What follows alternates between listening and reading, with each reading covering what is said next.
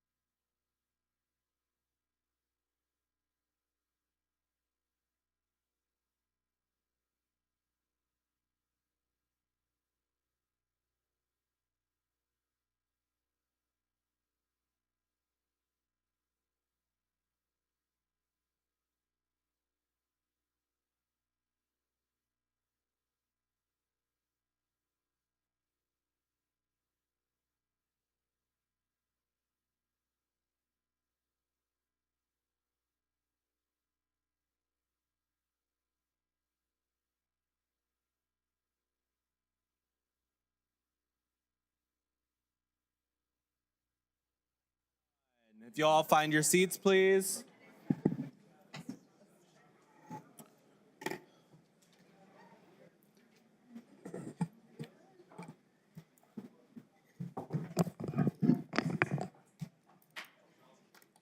Still trickling in.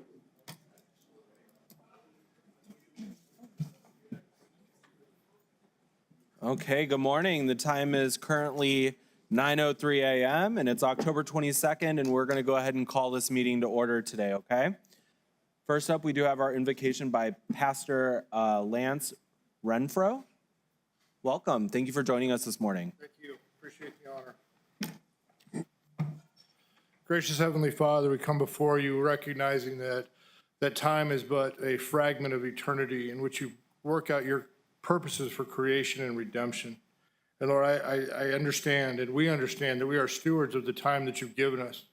So Lord, I pray for our county commissioners. I pray for everyone here to recognize the weight and the magnitude of the decisions that they're making, that they would understand that we are responsible for generations to come, that the decisions that we make are affecting and influencing thousands and thousands of lives.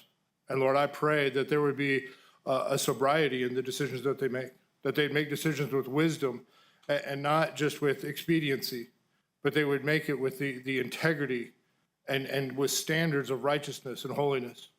Lord, I thank you for each one of these men and women who serve you and serve our county, that your grace would be upon them, that they would know you, that they would know the decisions that they make, that they would know the power and the influence to which the decisions that they're making.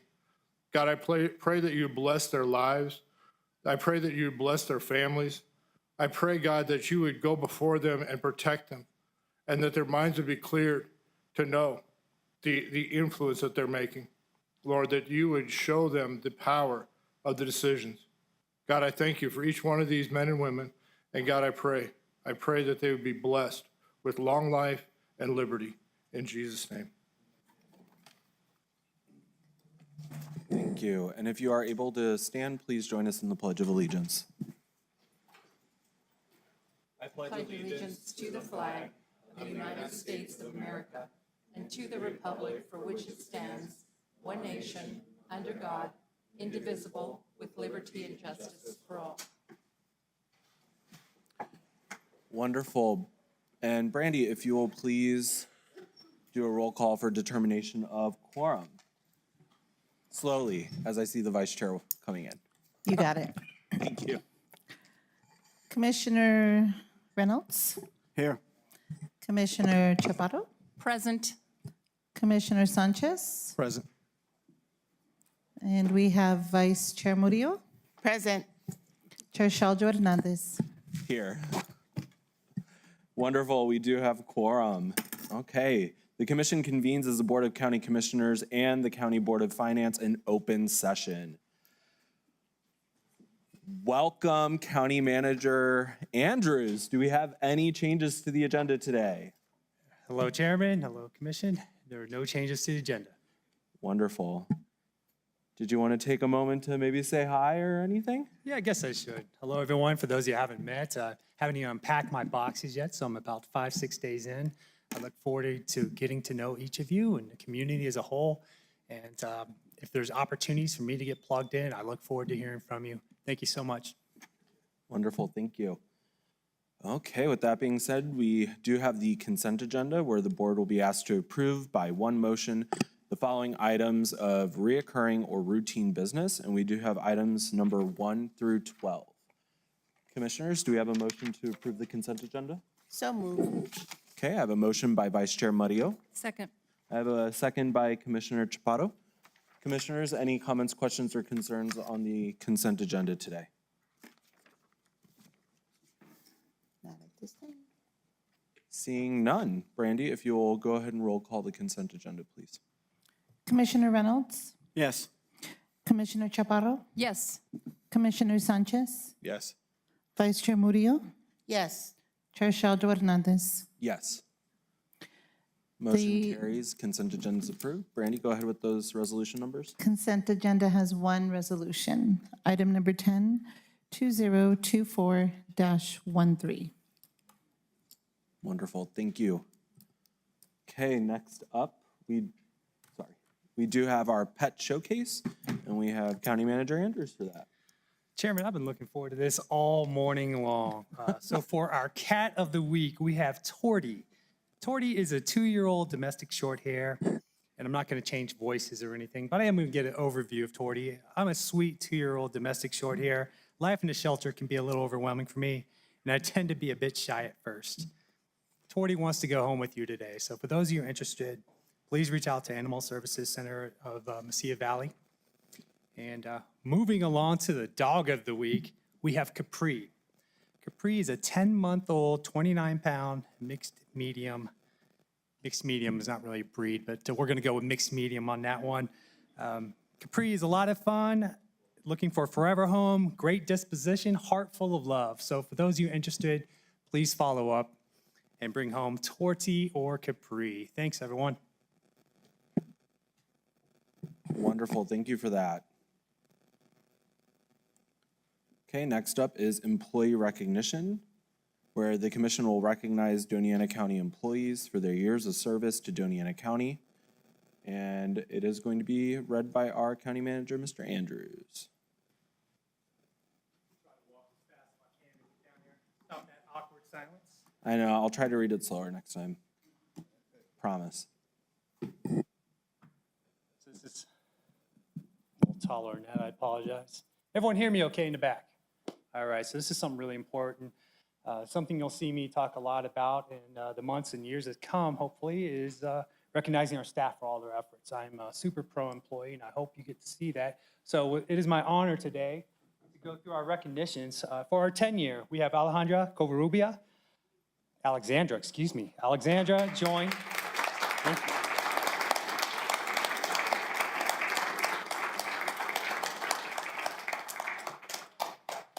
I have Alexandra and Alejandra here, so please excuse me because I am brand new. Alejandra, everyone. There we go. She joined Doña County as a patrol deputy in 2014. In 2015, she transitioned to her career role on the crisis negotiation team. In December of 2023, she was assigned to the training division as a firearms range master. What Deputy Covarrubia enjoys the most about her work is the continuous learning. Being a part of the development of future deputies and assisting with training of current deputies, Deputy Covarrubia admits to not being a fan of firearms when she started her career 10 years ago, but now she not only is a firearms instructor, but is range master for her department. When deputy is not working, she enjoys family time, camping, traveling, and shopping on Amazon. Don't we all? Alejandra is grateful for the people she works with and who have helped her along her way. She is thankful for the support of Lieutenant Jason Gleason during her tenure. Her supervisor, Captain Jared Houston, notes that she has exemplified professionalism, resilience, and leadership. She not only has embraced every challenge, but also redefined standards through her role as a range master. Please join me in thanking Alejandra for a decade of commitment to Doña County.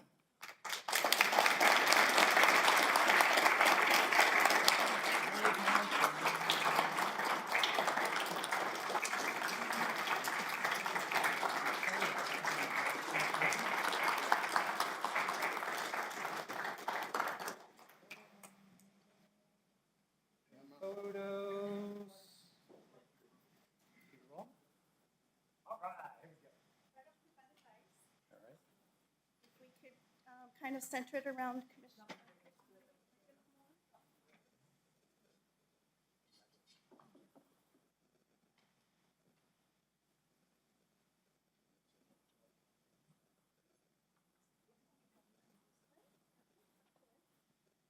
And he's very tall, so if you wouldn't mind coming to this side.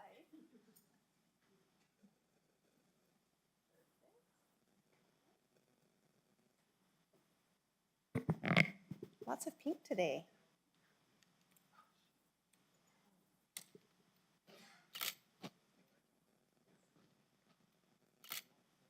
Stop talking. Okay, got it. Thank you.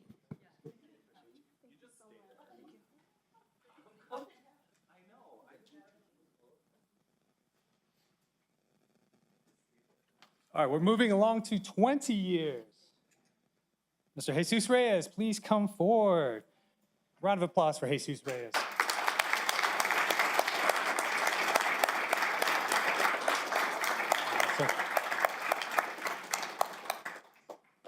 Jesus joined Doña County as a waste and water operator level 3 in April of 2004, where he's now in charge of operating the county's largest wastewater treatment facility, the South Central Regional Wastewater Treatment Plant, and performing all the laboratory analysis for the county's 4 wastewater treatment plants. While his initial goal when he started was to be only get to know the detainees, but also get to assist with helping them.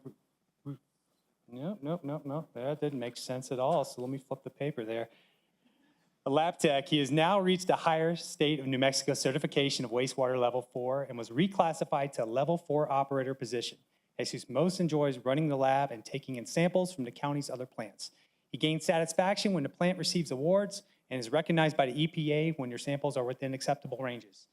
In his 10 years, he is proud of the accomplishments of moving up to level 4 operator, becoming Lab Tech of the Year, Operator of the Year, and continuing education he received to renew his water and wastewater levels from state of Mexico.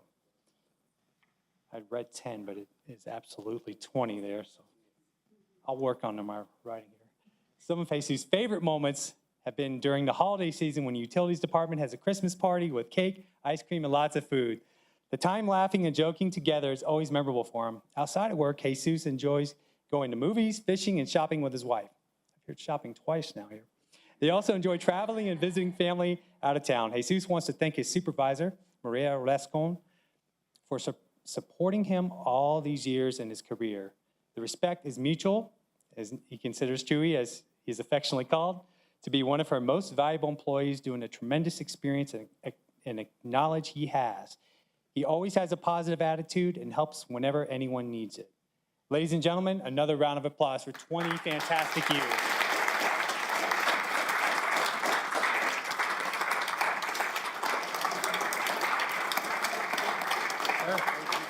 Get this lovely pen too. Come on up.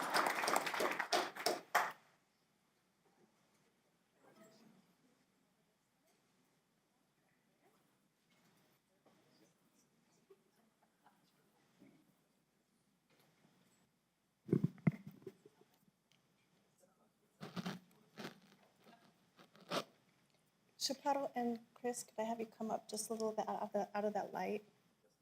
Thank you, perfect.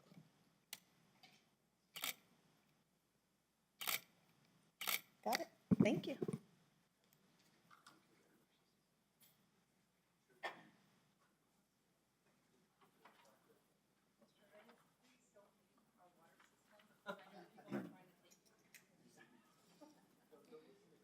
We have another 20-year recognition.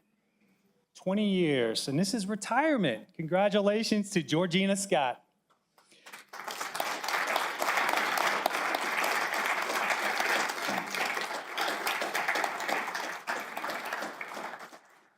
Now I get to read all these lovely things about you. Georgina joined Doña County in January 2004, working in the adult detention facility. She worked juvenile detention for a couple of years before moving back to the adult side.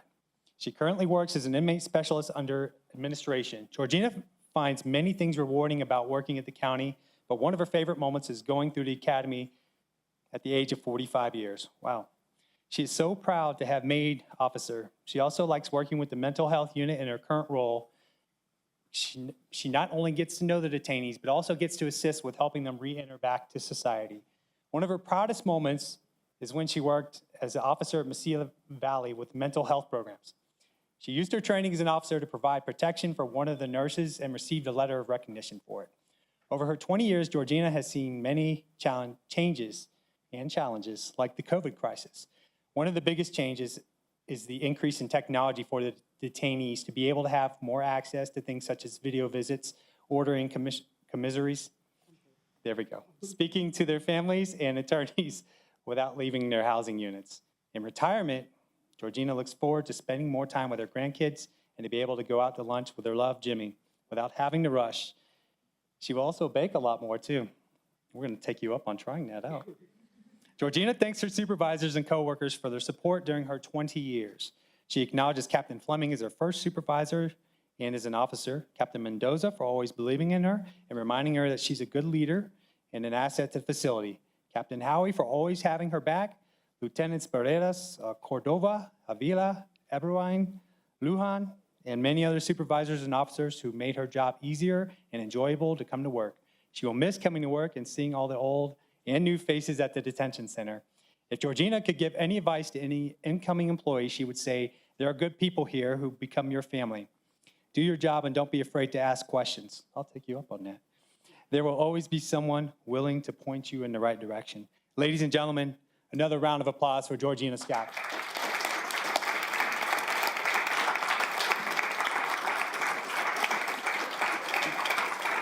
Beautiful. You there?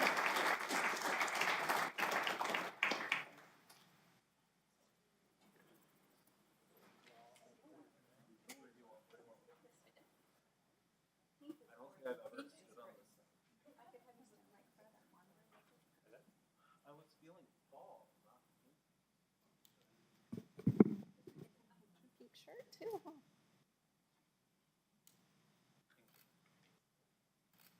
Smile, Georgina. There you go. Perfect. Thank you.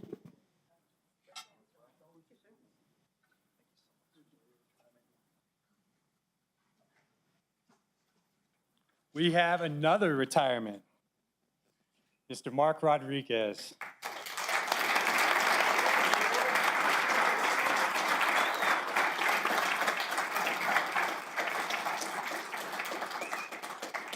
Detective Mark Gordo Rodriguez joined the Doña County Sheriff's Office in July of 2001 after transferring laterally from the Grant County Sheriff's Office in Silver City. There's 2 pages here. They got a lot to say about you, sir. Initially, he served in patrol before moving into the Community Policing Division, where he was assigned as a school resource officer at Gadsden High School. Later, he transitioned to Las Cruces Doña County Metro Narcotics Unit as a narcotics agent, during which he also served on the Special Resources team for 9 years. In 2014, he was promoted to the investigator and detective, specializing in crimes against children and internet crimes against children. Detective Rodriguez has found it rewarding to develop his skills, contribute to public safety, and making a lasting impact on the community. His role as school resource officer and investigator at Gadsden High School allowed him to build meaningful relationships with students and staff and advocate for and protect abused children. These experiences gave him a strong sense of purpose and pride in serving his community. Captain Richard Drake says Detective Rodriguez's supervisor calls him a true friend and skilled employee who has a unique talent for dealing with juveniles and troubled youth. Quote, Gordo could always be counted on to have our backs during the most dangerous of calls. In retirement, Detective Rodriguez plans to rejoin the workforce as a civilian, exploring new opportunities while staying connected to his community. He's also looking forward to spending more quality time with his wife, children, and grandchildren. Doesn't seem possible. Good for you, sir. Savoring the moments they have all worked for, balancing work with personal and family time can be in this rewarding new chapter. He's excited for what lies ahead and the opportunities to embrace both relaxation and new challenges. As he prepares to leave the ranks of DASO, Detective Rodriguez would offer advice to his new generation of law enforcement officers. Always serve with integrity and empathy. Stay committed to continuous learning and build strong relationships within your community. As trust is the foundation of effective policing, remember your actions have a lasting impact on others. So lead with compassion and dedication to making a positive difference. Ladies and gentlemen, 23 years, retiring Detective Mark Rodriguez. Congratulations.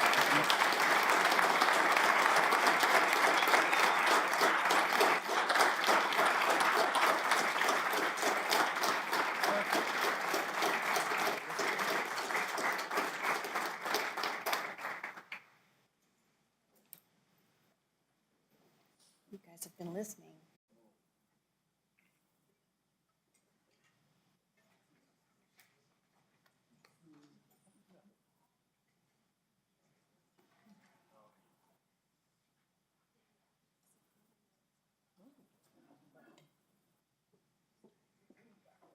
Wonderful. Congratulations to every single person here. Congratulations. Another round of applause.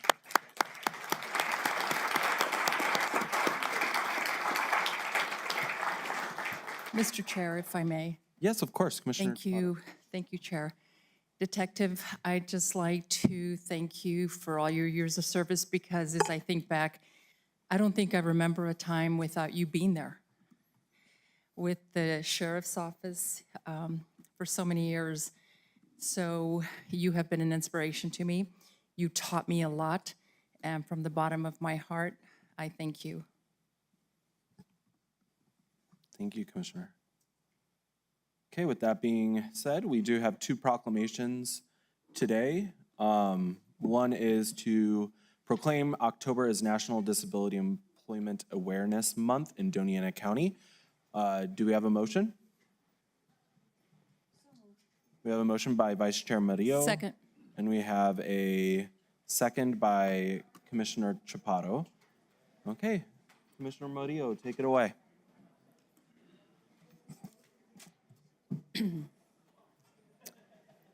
As we highlight National Disability Employment Awareness Month, we also think of the employers in our community who provide services and support to families and individuals with disabilities.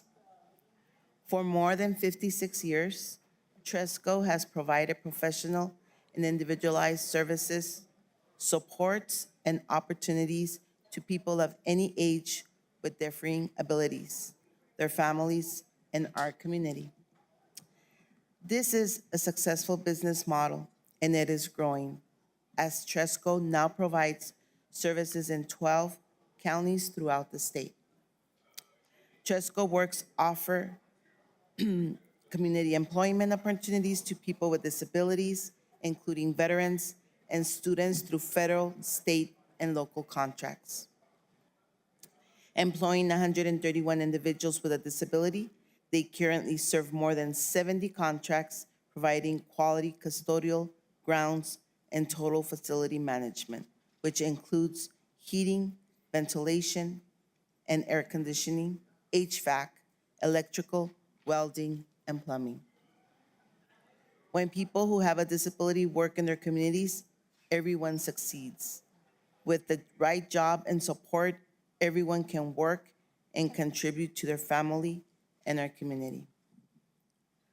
And I bring this proclamation, try to bring it every year because it does apply also to me as getting hit by a drunk driver in 2001. I ended up paralyzed at T11 and complete. And it was really hard for me to find a job at that time. And so I was able to find an agency back then to be able to help me get this going for me to start my little business back then and be able to contribute to the community at that time in Anthony. So Tresco, I've never been with Tresco, but I know Tresco has done a lot here in the southern part of the region, in Doña County, in Anthony, and other surrounding areas. So I would like for Stacy Allen from Community Engagement Manager at Tresco to receive this proclamation. Is she here? I am. All right. Would you like to say some words, please? Sure. Good morning. My name is Annalisa Martinez. I'm the director of Tresco Works. I'd like to introduce my team as well. Here with me, Stacy Allen, of course, Community Engagement Manager, Greg Block, who is our Director of Business Development, and then Sylvia Washington, who is our President and CEO. All right, Chairman, Shaljo Hernandez and fellow commissioners, on behalf of Tresco, I want to extend our heartfelt thanks to you and the entire Doña County Commission and leadership for support of National Disability Employment Awareness Month.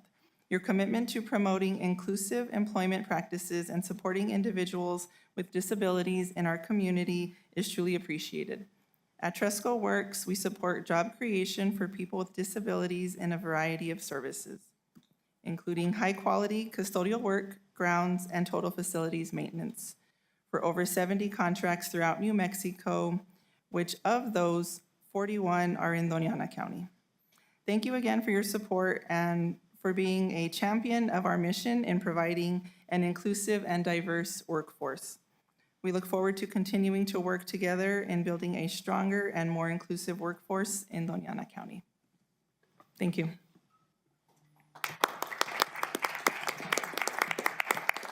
Mr. Chair, we have county manager, does the proclamation. Yep, he's down there ready to go.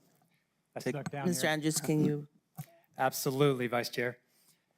Whereas October is designated National Disability Employment Awareness Month. And on the 79th anniversary, we support the national theme, Access to Good Jobs for All. And whereas about 22 million or 11% of the 201 million non-institutionalized people ages 18 to 64 in the United States have a disability. In 2023, the employment rate was an estimated 37% compared to 75% for people without a disability. And whereas creating improved access to employment opportunities is essential to fully include people with disabilities in the workforce. An excellent example of this support is Tresco Works. Tresco Works offers professional and individualized services to people with differing abilities of any age, their families, and our community. And whereas we can all take this opportunity to educate ourselves about disability employment issues and recognize that many and wide-ranging contributions made to our neighborhoods, community, and economy by all workers and job seekers with disabilities. Now, therefore, the Doña County Board of Commissioners does hereby proclaim the month of October as National Disability Employment Awareness Month.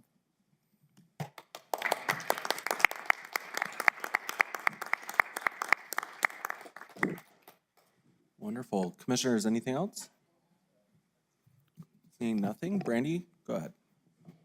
Commissioner Reynolds, Yes. Commissioner Chaparro, Yes. Commissioner Sanchez, Yes.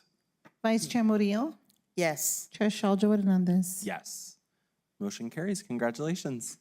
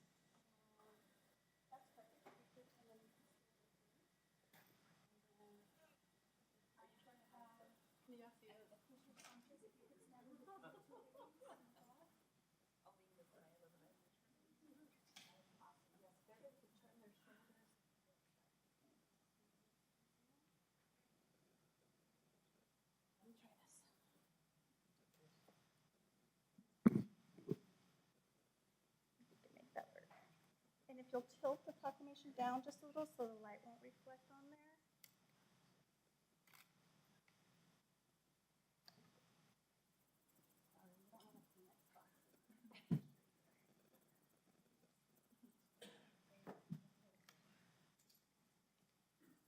Thank you.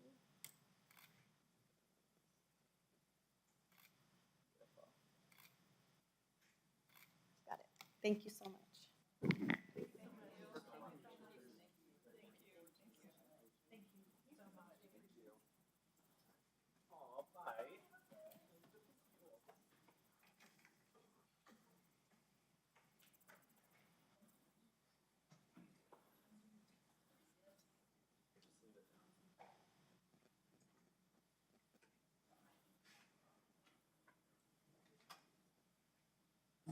Okay, congratulations. Next up, we do have what do we call this, Commissioner Reynolds? Is it a proclamation? It is a proclamation, yes. Okay, we have proclamation, which is in solidarity with the National Association of Counties and the National Association of County Veteran Service Officers. We join Operation Greenlight to show support for veterans. Do we have a motion? So move. Okay, we have a motion by Vice Chair Murillo, Second. a second by Commissioner Reynolds. Okay, take it away, Commissioner. Thank you, Mr. Chair. As a proud veteran myself, I understand firsthand the sacrifices made by those who serve in the armed forces. We face unique challenges during and after our service, and it's important for our community to recognize and support those transitioning from military life to civilian life. Our community is filled with veterans and their families who have served at White Sands, Fort Bliss, and Holloman Air Force Base and decided to make Doña County their home. Our community is enriched because of their presence. We thank the National Association of Counties for inviting us to participate in this nationwide initiative, Operation Greenlight, to shed light on the many challenges veterans may face as they transition to civilian life, including the mental health struggles, finding employment, and accessing benefits they have earned. As a county, we are committed to standing by our veterans. We must all be committed to not only recognize our unique challenges, but also continuously work to improve veterans' access to services they need. As we approach Veterans Day in November, I think it is important to note that we do not have to wait to recognize the sacrifices. Every day, we appreciate how their sacrifices have impacted our quality of life in our country. Today, we have National Council member, BFW member Lynn Hampton's received a proclamation, but it looks like he hasn't shown up yet. You know, there's a saying that we have in the military, and that is all serve. Some who serve give all, but all serve willing to give all at any point in time. And being that I was actually a Vietnam era veteran, a lot of my friends were drafted and went to the war and didn't come back. And a lot came back messed up. And a lot of them are still messed up today. And it takes a long time to get past some of the atrocities they have to live with. In recognition of the veterans today, I'd like are there any veterans here in the audience who would like to stand up to be recognized? Please.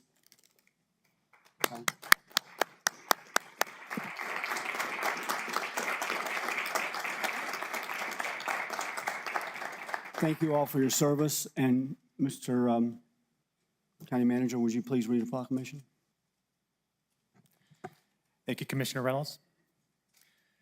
Regarding Operation Greenlight, whereas the residents of Doña County have great respect, admiration, and the utmost gratitude for all the men, women who have selflessly served our country and community in the armed forces, and whereas the contributions and sacrifices of those who served in the armed forces have been vital in maintaining the freedoms and way of life by our residents. We honor individuals who have made countless sacrifices for freedom by placing themselves in harm's way for the good of all. And whereas veterans continue to serve our community in the American Legion, veterans of foreign wars, religious groups, civil service, and by functioning as county veterans service officers in 29 states to help former fellow service members access more than $52 billion in federal health, disability, and compensation benefits each year. And whereas approximately 200,000 service members transition to civilian communities annually, and an estimated 20% increase of service members will transition to civilian life in the near future, with Doña County being home to over 15,000 veterans. And whereas studies indicate that 44 to 72% of service members experience high level of stress during transition from military to civilian life. Active military service members transitioning from military service are at high risk for suicide during their first year after military service. And whereas Doña County joins the National Association of Counties in celebrating Operation Greenlight for veterans, acknowledging the importance of honoring all those who made immeasurable sacrifices to preserve freedom by displaying green lights in a window of their place of business or residence from November 4th to 11th. Now therefore, the Doña County Board of Commissioners does hereby recognize Operation Greenlight. Wonderful, thank you. Commissioners, any other comments? Seeing none. Brandy? Commissioner Reynolds, Yes. Commissioner Chaparro, Yes. Commissioner Sanchez, Yes. Vice Chair Murillo, Yes. Chair Shalja Hernandez. Yes. Motion carries, proclamation's approved.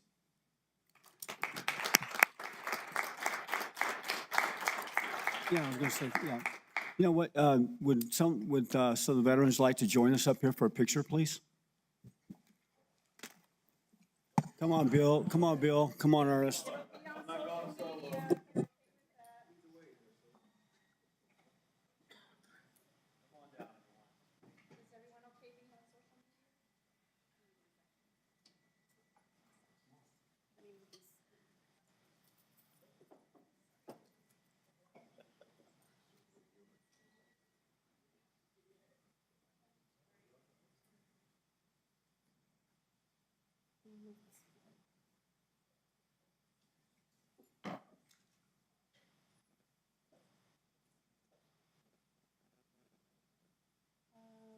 Commissioner Saljo, perfect.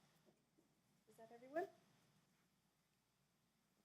If you tilt it down just a little because the light reflects on the glass, perfect.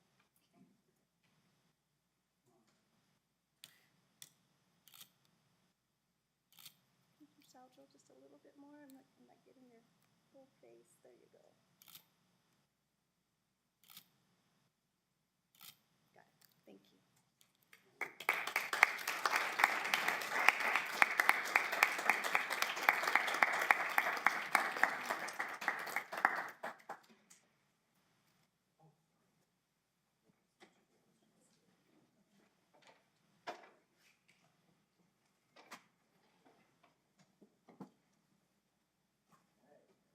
Next up, we do have our public input portion of our commission meeting. If any member of the public would like to address the commission, please make your way forward. There's a book to your left, if you'll please sign the book. If your commission, or if your comments are that of an agenda item, if you'll please wait until that agenda item comes up. I'll sign the book after I speak in order to move things along here. Okay, yeah, of course. My name is Diane Starbuck, and I'm a citizen of Las Cruces. I have a couple of issues I would like to speak about this morning.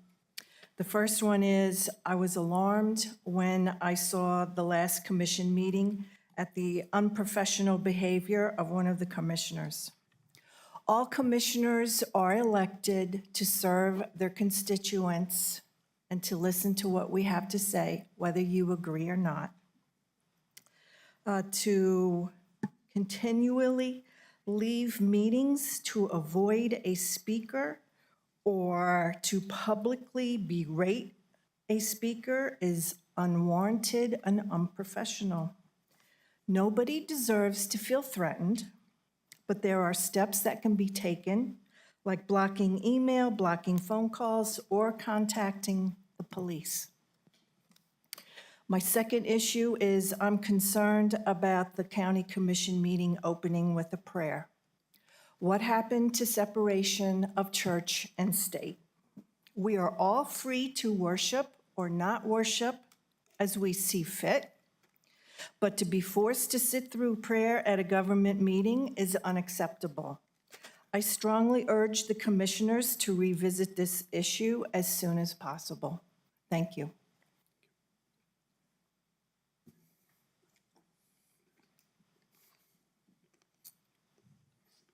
Good morning. My name is Jim Hurst. Mr. Chairman, please note that Commissioner Chaparro has walked out of the meeting, as is her habit. After last meeting's rebuke from Commissioner Chaparro, I feel it's necessary and proper for me to state my defense. First, I must compliment the commissioner on how skillfully she delivered the smackdown. It was the best smackdown I've seen since Will Smith put one on Chris Rock. Touché.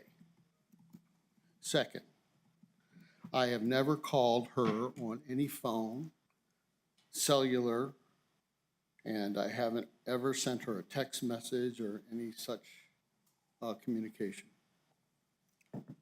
Third, since June 2023 until now, a span of 17 months, I have sent her only 8 emails, less than one every 2 months. All but one were trying to schedule the meeting that she had invited me to have with her. She made the invitation to me on June 13th, 2023, in the presence of witnesses.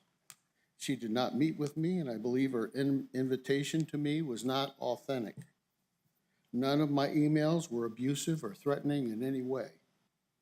Most importantly, the commissioner never sent me an email asking me to stop emailing her. Fourth, she has accused me of harassing her, but has not said specifically how I have done so, which makes it nearly impossible for me to defend myself against the charge. I think that was by design. Fifth, I have the constitutional right to communicate with my elected officials, unless those officials can show cause against me. Commissioner Chaparro has not presented any specific accusations against me.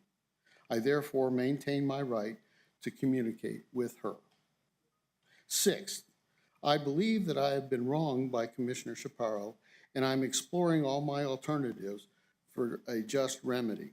I maintain that her actions against me were unwarranted and severe abuse of her office, made in retaliations for my comments and meant to stifle my freedom of speech. Seventh, mature professional adults attempt to resolve differences in the least combative, most private manner possible. No one can argue that Susan Chaparro did so in this case. Thank you.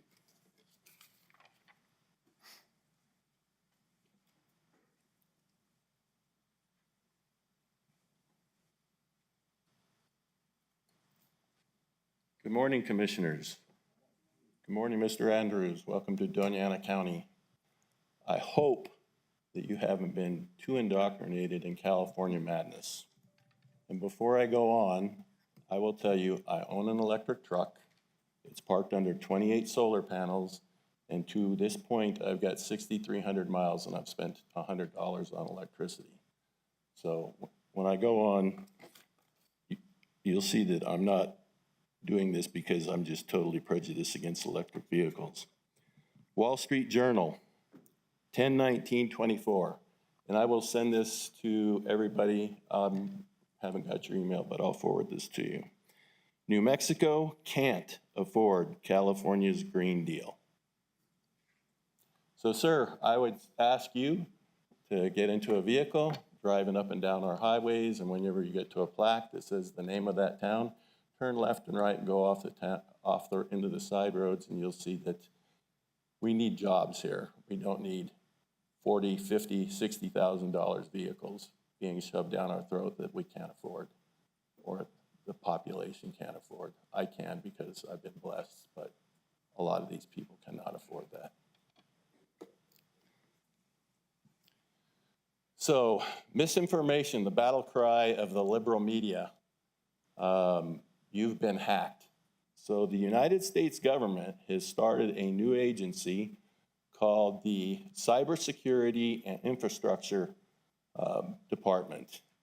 That department was put in place because we got hacked at the last election. So my point to this is, if there is an anomaly in the voting, especially if it's as egregious as what happened in the last election, that it's investigated and not just, well, it's machines. The machines are fine. We don't have any problems with machines. Machines can be hacked. We're not going to stop hacking until we go back to paper ballots. Thank you.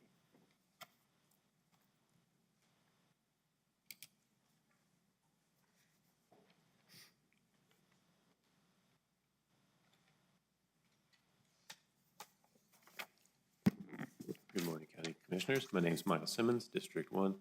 A couple comments. I won't belabor the point. I maintain my position about public prayer as an appropriate place to begin meetings, and I will leave it at that. With regard to election integrity, we've talked about that before. What I would like to see, so we'll give Askins the benefit of the doubt, everything's running correctly. But what I would like to really see is the internals, like the I think they're called the CVRs, the cast vote records from the Dominion machines for analysis post-election as just a transparency place that anybody can look at. They can do their analysis. Multiple eyes would see anything going on. And if, as expected, everything is in line, then we can give a nice applause to the county clerk that she ran an excellent job. And I think that covers my comments today. And I thank you for your time.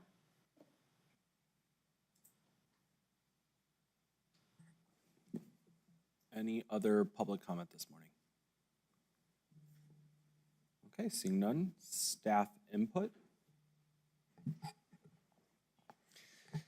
Thank you, Chair.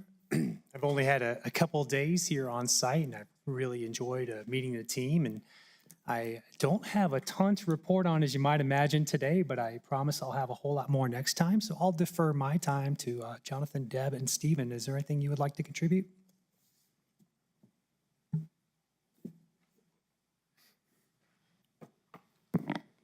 Good morning, Commissioners. Thank you very much. County Manager Andrews, Stephen Lopez. Just wanted to let you know that the Office of Emergency Management did send some personnel to Roswell to assist with the flooding that they had this weekend.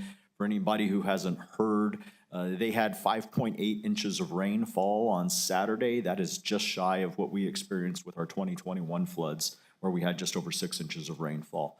It has been pretty catastrophic because of the kind of bowl that Roswell sits in.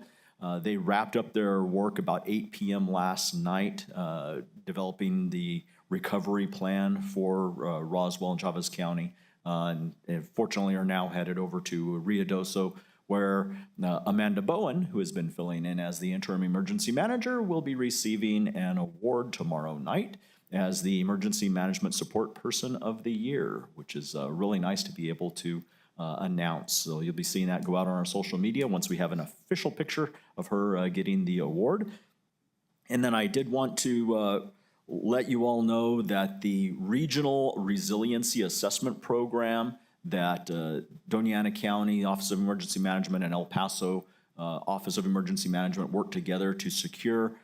Just a quick refresher, that's a 36-month program where the federal government and the national labs work with us to identify critical infrastructure and how the critical infrastructure links together. And they will be helping us provide kind of a roadmap on energy, water, wastewater, transportation, and critical communications that are critical to the supply chains in order to give us a plan moving forward on how we can make those infrastructure kind of the nodes where they intersect together a little bit more resilient, whether it's due to climate change, whether it's due to criminal activity, or whatever else might occur. And because we are so closely linked with El Paso, this regional effort really does make a lot of sense. They are in the information gathering stage right now and expect to wrap that part up here in December. And then we'll be moving on to the actual design side of it. So if anybody has any questions or wants to get together and learn more about it, feel free to get with me offline. Thank you very much. Thank you. And congratulations to Amanda as well.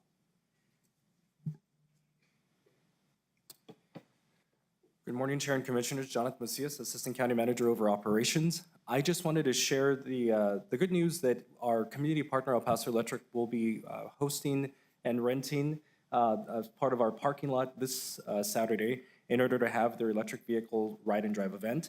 So as part of a community invitation, you should have already seen this in your inboxes. I hope you've RSVP'd. It will start this Saturday here at the Government Center from 9 a.m. and go till about 3 p.m. It'll be a good opportunity for you to see some of the latest technology that's available to you, whether you're building your own personal house and adding that electrification opportunity to your home, following suit with some of the forward-facing initiatives at the state level, as well as for you to be able to see some of the incentives that are coming down from the federal level, including $7,500 off of some of the new vehicles, as well as $2,500 off of some of the used vehicles as part of the initiatives that are out there. And while Mr. Veith is right, a vehicle of that magnitude maybe doesn't always make sense for all households, whole households, I should say. These vehicles in terms of generation 1 and 2 are available sometimes for as little as $10,000 or less, and they make great vehicles for people that are starting off as new drivers, as well as those who are living on fixed incomes in their golden years. So there'll be plenty of options, as well as some of the halo cars out there like the Tesla Cybertrucks, the Rivian R1Ts, even some vehicles that maybe our chair would consider trading in for his current family go-getter. But I invite all of you to come out and see the full life cycle of what we've got.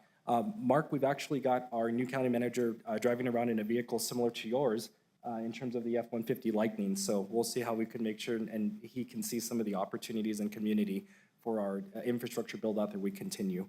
And last but not least, I just want to make sure that you all know about the event because it also has incentives for other modes of electrification. So thank you so much, and we look forward to seeing you there. Mr. Macias, Mr. Chair, if I may. Yes, of course. Thank you. Mr. Macias, real quick, I don't think you mentioned the time. Oh, indeed I did. It starts at 9 a.m. this Saturday and will run from 3 p.m. We ask that you RSVP, or at least our community partners have asked that you do that, and we can make sure that we circulate that again to the inboxes, and we'll also put it on our banner page here on our website.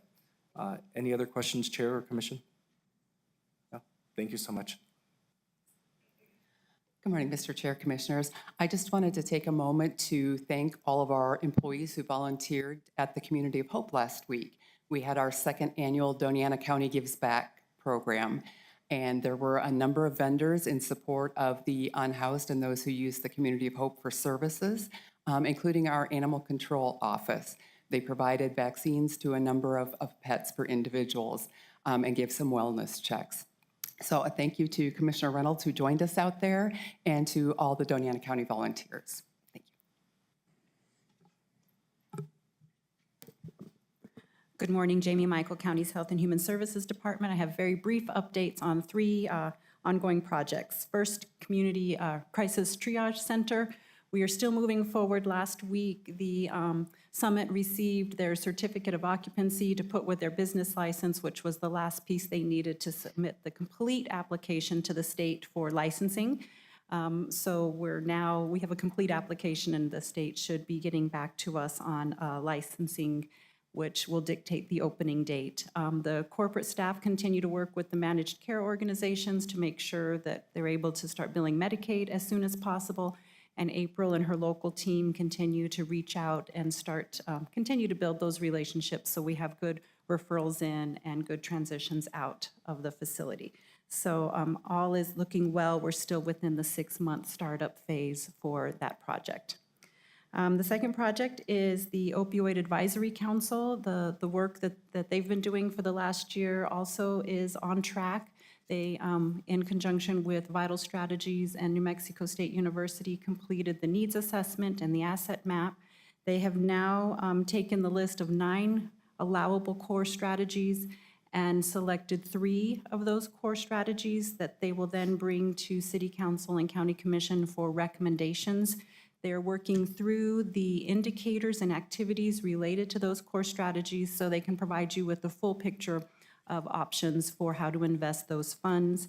I have spoken with a couple of you at our chairman's suggestion, and it's also been suggested that we do a joint work session with city and county to provide these recommendations to both governing bodies and obviously make that open to the public so the community is aware of those recommendations. So if you all would like to move in that direction, I will work with the county manager and Commissioner Sheljo Hernandez to work with the city and select a date. We're hoping before Thanksgiving to get that scheduled. And then lastly, just another brief update on the project across the street, the treatment and housing project. As you can see, construction continues. They're moving on track. We have we're getting ready to wrap up the contract with Meadows Policy Institute, who is leading the planning process. So they are getting ready to put their concept document, the final version of that together. Our contractors with Community of Hope and La Clinica will review that, and it's our intent to bring that concept document to the board just informationally the first meeting in December. Thank you. Any questions about those items? Doesn't seem so. Thank you. Any other staff input today? No, sir. I just want to take a moment to recognize the team and remind everyone listening at home that everything we meet on has been in the works for months. And while I may be the one sitting up here often presenting on items, that I've just been blown away by the dedication and level of care by the team here. So I just wanted to quickly shout them out, but that's all for staff input today, sir. Thank you. Okay, next up we do have county elected officials input. If any county elected official would like to address the commission.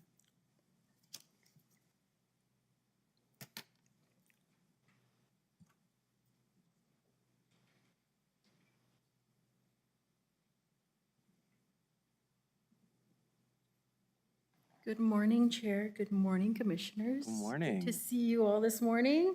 Welcome to the county, Mr. Andrews. I do want to give a quick shout out to all of our law enforcement and first responders and all of our partners at OEM also for meeting with us and always answering our phone calls when we need them. We really do appreciate them. Okay, I have a lot of updates today. First, today's the last day to apply for your absentee or mail-in ballot, either by 5 o'clock in our office or by midnight online, nmvote.org. You can do that online. Let's see, we did have early voting, expanded early voting started on Saturday, and you can go onto our website. Expanded early voting is from October 19th through November 2nd, Tuesday through Saturday, 11 a.m. to 7 p.m. And you can see all those sites on our website, dacelections.com. You can also follow us on our social media accounts, Doña County Clerk's Office. We do post a lot of information there, and so you can go ahead and see all that information. Also on our website, we didn't publish, but we published it on our website. It's published by the Secretary of State's office. They published the voter guides. They are English and in Spanish, and they are on our website. Those voter guides have information such as the proposed constitutional amendments, the general obligation bonds, and also general election information. Also published on our website, and it was produced by the Secretary of State's office and the New Mexico Department of Justice, and that is the Voter Information Resource Guide. That has information such as date and times about the election, mail-in absentee voting, in-person voting, what is allowed at a polling place, also other prohibited activities and individuals at the polling place or the secure ballot drop boxes. As a reminder to the public, electioneering is a prohibited activity and includes the display or distribution of signs or campaign literature, campaign buttons, T-shirts, hats, pins, and other such items, and includes the verbal or electronic solicitation of votes for a candidate or question. The New Mexico Election Code prohibits electioneering within 100 feet of a polling location or secured container. That is the drop boxes. So if anyone has any questions, feel free to call our office. We're happy to help. Again, that voting resource guide that was published by the Secretary of State and the Department of Justice are on our website, dacelections.com. Also here to provide more information about mis or malinformation. Reminder, New Mexico does have paper ballots. It is one of the gold standards of elections and having secure elections. We do have paper ballots. So at any time, if we need to recount one race or an entire election, we can do that because we have the paper ballots. Also, a reminder, any post-election activity, such as our canvass and our audits, are open to the public. Again, if you want to follow our office, our social media accounts, we tried to post our Matter of Fact Monday, which combats mis and malinformation that's out there in the public. Do you all have any questions for me? Any questions? I'd just like to make a comment. Thank you, Mr. Chair. We've had having a good, active election Yes. process right now. I think we've had over 12,000 people vote here at the county. And I think we're on track to get close to our record this year. So, very good. And we welcome everyone to please go out and vote. Absolutely. Another shout out to New Mexico because we run amazing elections. That's why we're ranked #1. There are some states that do not even have any early voting, and New Mexico has 28 days of early voting. Mississippi and Alabama do not have early voting, but New Mexico is very voter friendly, and we want voters to have access. And so, yes, I hope that everyone gets out there and votes. My recommendation is to go during early voting because we're anticipating high turnout on election day. Also, another reminder to the public, you can vote at any of our locations. So if the county government building has a long line, you can go over to City Hall and see how that is. You can go over to, Corbett Center, any of the sites. Election day, if the site that you just passed by has a long line, there's probably a site a few miles away that doesn't have a wait at all. I just want to echo Commissioner Reynolds' comments. Thank you to you and your staff.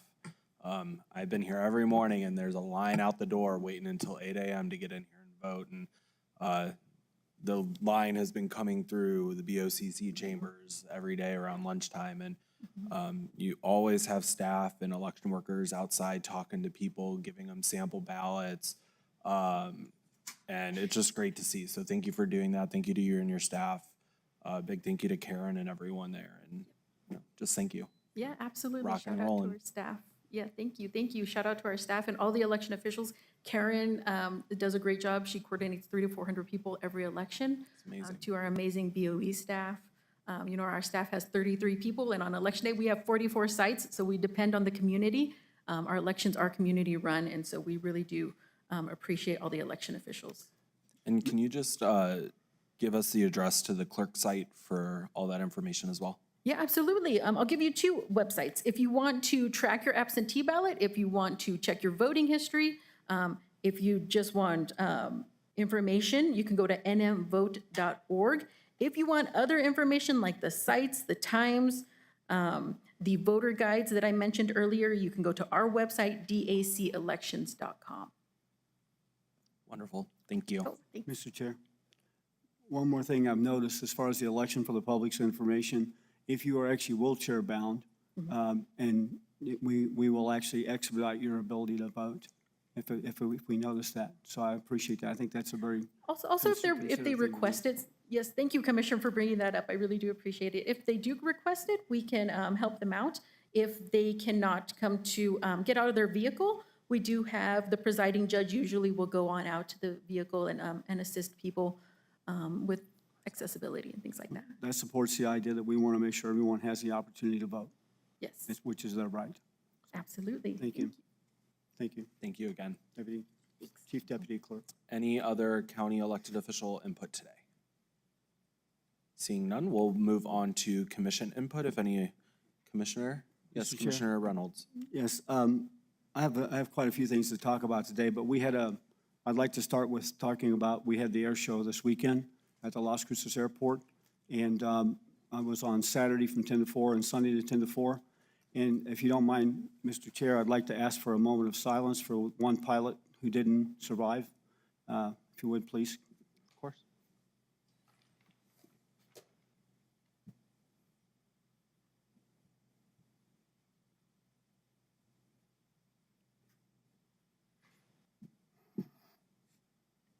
Thank you, Mr. Chair, and thank you, audience, for honoring that person. The air show actually was a pretty good success, and except for the one incident that happened, and then he closed everything after that. But Las Cruces has actually been chosen as one of the first race sites as air racing has begun again. And they're trying to expand it to about 4 or 5 other sites, but this is actually authorized to do racing here. And they did sponsor speed racing for planes this weekend, and it was a good event until, again, the unfortunate accident. So if you know anybody, or if you know anything that's going on with that, please support that. In addition to that, I have some other announcements. On Friday, the 18th, I had the opportunity to have the La Casa breakfast, and we had a great breakfast at that event. There were several people there, and we learned a lot about what some of the challenges are and what some of the needs are of La Casa. I have the statistics, but they serve a lot of people in the community, including they have a facility here in Las Cruces. They're trying to get facilities in Anthony, Sunland Park, Hatch, also in Deming as well, and we do have some beds in Deming as well. One of the statistics that I heard, and I remember is pretty interesting, is that 69% of the people they serve are actually female, and 31% are male. So when you're looking at an abusive relationship, it doesn't just limit it to females or children, but they also take care of children and families and adults as well. We found out a lot about that, and they have a lot of needs. They're trying to expand their organization and purchase some more facilities and build a larger facility because they employ over 70 people in the community, trying to provide protection for people who are in abusive relationships. In addition to that, at the same day, on the 18th, I also was fortunate enough and blessed to go to Jardín de los Niños, where I got a chance to spend time with mentors and their students as they presented their board and decided, well, some of them wanted to go to college, some of them wanted to get higher education, some wanted to get a job, some just wanted to be able to do public speaking and be successful at that. And so Jardín de los Niños does a great job of actually holding sessions and classes for people who want to improve in anything that they want to do and help them to become more confident and qualified to speak in public.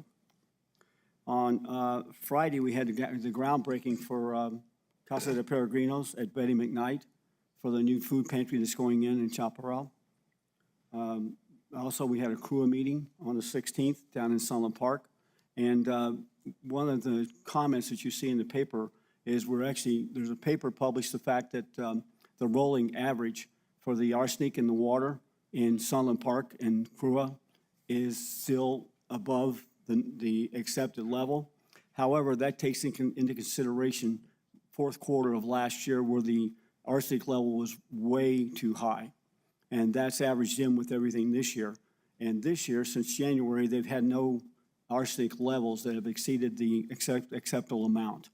So what was published in the paper for most people is that they're still in violation, but the violation is just a rolling average that the New Mexico Environmental Department keeps starting in last quarter of last year. So for the public, CRUA hasn't had any exceeding or arsenic exceeding levels this year in the test. And they test very often. Something else to note is that on the 24th, in a couple of days, there's going to be an ice cream sale here at the county by the Employees Activity Committee. I welcome and encourage everyone to show up and buy an ice cream at 3:30. Sierra Middle School, I had the chance to, actually, I'm going to be there on Friday as well with the students all day, listening to them and their presentations and trying to coach them. I did the last walk of my schools, my elementary schools out at White Sands, also last Friday. And so I went to all 5 of the middle schools for the Walk to School month and really enjoyed that and had a great time walking with the elementary students. And then the last thing I have is this weekend on the 26th at 6 o'clock, we have our Talavera community meeting, if anyone wants to show up there. Thank you, Mr. Chair. Thank you. Any other commission comment? Commissioner Chaparro. Thank you, Mr. Chair. Just like to remind everyone that this month is Breast Cancer Month, and so I would encourage everyone to go to a hospital, a clinic, get your breasts checked out because we need to do it. It's rising. It's a rising cancer, especially in this community. So if we can get ourselves checked, even the men, with our doctors, that would be wonderful. Also, to follow up on what Commissioner Reynolds said regarding La Casa, I know they're looking for funds to expand that, but they also provide education for people that are being harassed or stalked or are experiencing emotional or physical or mental abuse, and it's a circle of violence that happens.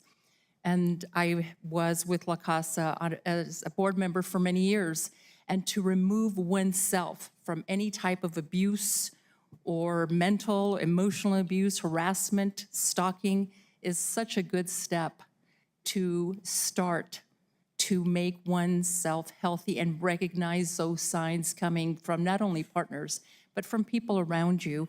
So I'd like to thank La Casa for the efforts that they put in the community and for the education that is being given every day. And I ask you to donate to La Casa. I know that they are missing so many things right now, just basic necessities, formula for babies, diapers, hygiene products, shampoos, things of that nature. Thank you, Mr. Chair. Thank you, Commissioner Sanchez. Thank you, Mr. Chairman. Over the past couple of weeks, we had several constituent meetings. We had met in Radium Springs, Doña, and Garfield. I want to say thank you to everybody that came out, provided feedback, let us know some of the issues that we're seeing in the community. We'll work on getting some of those issues with the appropriate departments and trying to get them addressed, and then working to get some updates back out to the community members. I also want to thank our Codes Department, Animal Control. Mr. Lopez, thank you for making those meetings as well. And from DASO, we also had Sergeant Robles coming out to Doña and Deputy Maldonado that came out to Radium Springs. So I appreciated the dialogue, and so we will look at, like I said, getting feedback out to the community. But thank you again to everybody who participated and the staff that was able to help support those meetings. I also wanted to give an update on some upcoming meetings and events that we have going on. Tomorrow afternoon here in Commission Chambers at 1:30, there'll be the monthly Board of Directors meeting for the South Central Regional Transit District. It'll be at, I think, if I didn't say that, or if I did, at 1:30 tomorrow. It'll be, like I said, the monthly meeting. If you're able to make it, great. If not, you can always stream all of our meetings on YouTube here that are held in the Commission Chambers. On Thursday morning at 9 a.m. at City Hall, Las Cruces City Hall, will be the quarterly directors meeting for the Animal Service Center of the Mesilla Valley. If you're able to join or want to learn a little bit more what's going on with the ASCMV, I invite everybody out. And on Friday at 5 p.m., there will be a ribbon cutting for the newest school-based health clinic that with the Las Cruces Public Schools in conjunction and operated by La Clínica de Familia. So that'll be at 5 p.m. on Friday at Picacho Middle School, just up the road here. And so we're excited to continue to see these efforts by LCPS to ensure they're bringing services out to for their students and those families that they can support. And then the last thing I did want to note was, I think on last Thursday, the chairman, myself, and Vice Chair Murillo attended the, it was a special meeting for the South Central Solid Waste Authority. And really, I think there was just a couple of small things, some budget changes and some closed session to begin having discussions on the potential for addressing the need for a new director, as the current director of the South Central Solid Waste Authority, Mr. Peck, will be stepping down at the end of the year. So, but other than that, I think that's everything I have, Mr. Chairman. So thank you for that opportunity. Thank you. I'll keep my comments brief today. I just want to give a big thank out to Peak, Jamie and your team, Mr. Lopez, for really pushing the needle on getting, working with the city of Las Cruces to get that occupancy in. Thank you both for working on that. That was huge. I'm really excited for the future of Peak helping us operate the CTC Center, and I'm really looking forward to that reopening. I know all the other commissioners are too. I speak for everyone on that one. We're very excited for that. Also, I just wanted to point out that I wanted to give a shout out. I don't know if they're watching, but Lower Rio Grande Water Authority has really been working really well with outreach to their customer base, answering questions about projects that are going on. And they do it in a way, I've been on a couple calls with them where I feel like we're in high school, but three-way calls with them with a constituent. And they just do such a great job at explaining what's going on, the impact. They're putting in a couple wells off of the mesa, and they really just go above and beyond to communicate with their users or providers, whoever it is. And I just want to give them a huge shout out because they've really taken so much stress off of me by having those great conversations. Last week, Tuesday, we had a Mavita board meeting that I sit on, and they were working on, I see Bethany here, she was there. Deb, you're always there as well. And they had some really great conversations about what the future of Mavita is and what they're planning to do this year. So I'm really excited that Denise is working with them from our side to really push the needle with them as well to make sure that we're acting as best we can to help further the economic impact of Doña County here. So those are really all my comments today, short and sweet. Anything, Commissioner? Okay. Perfect. With that being said, we're going to go ahead and move on to presentations. Okay. And actually, before we start on presentations, Mo, thank you. We're going to take a quick 10-minute break. We'll be back at 10:28.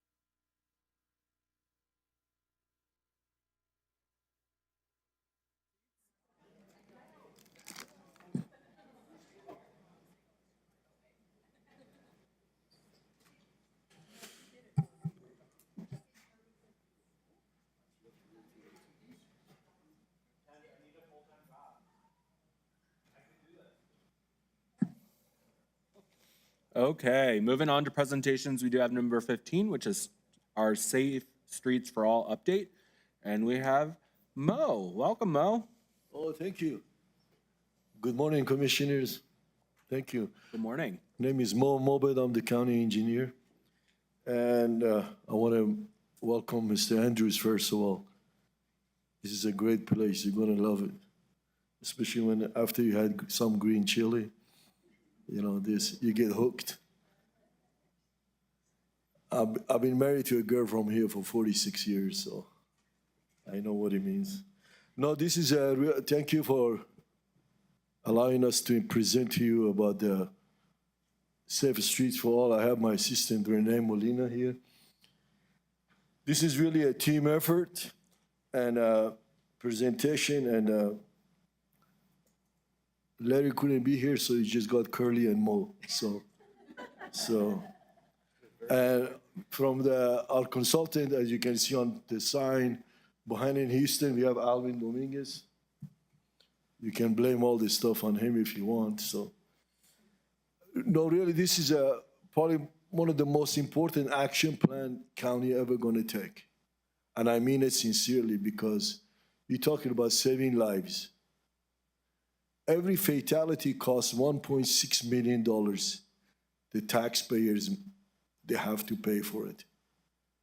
And the reason is because of all the action we have to take, the reports we have to fill, the legal issues, the medical issues, hardship on the families. So this is calculated $1.6 million. And Doña County has the highest fatality in a pedestrian and crashes. So when we applied for this fund, we were really lucky to be selected to get $400,000, and thank you for you all matching it with another $100,000. So with $500,000 program, we have hired tool design and behind in Houston team to come up with a roadmap to identify really the official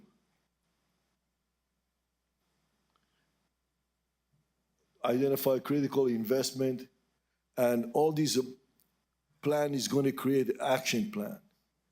An action plan is going to need your help, because you have to adopt policies, create policies to allow the county engineer office to implement all those things that this action plan is going to provide.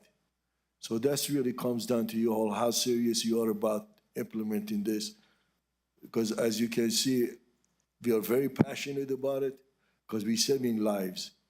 We are trying to keep the families from suffering loss of lives in their families. And this is the action plan, again, as he says, it reduce and eliminate fatality and serious injuries on our road.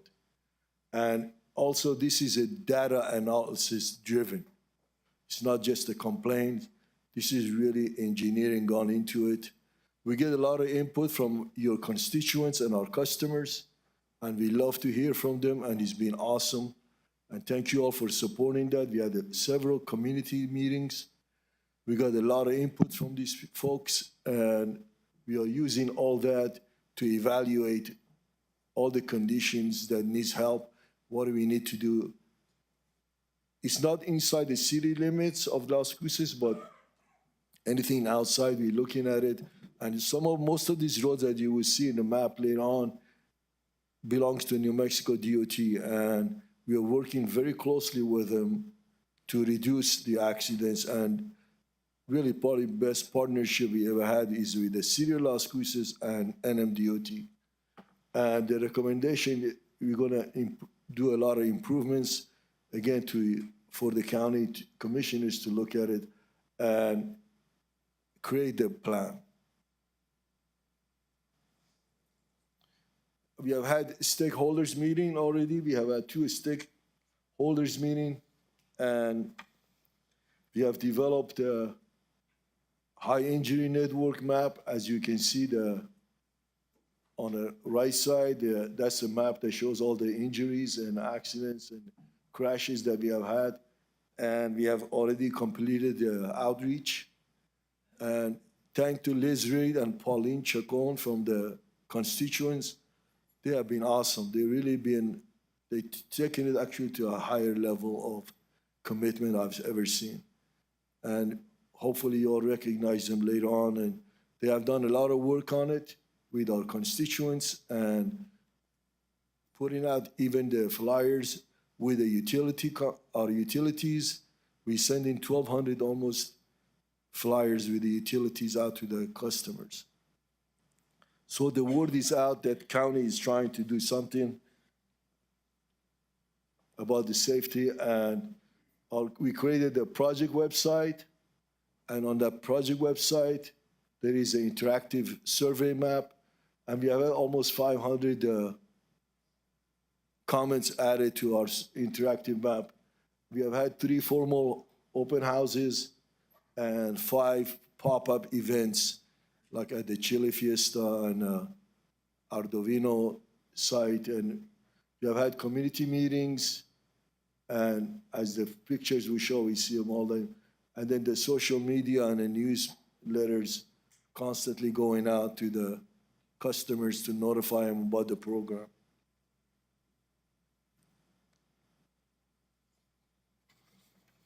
On the interactive map,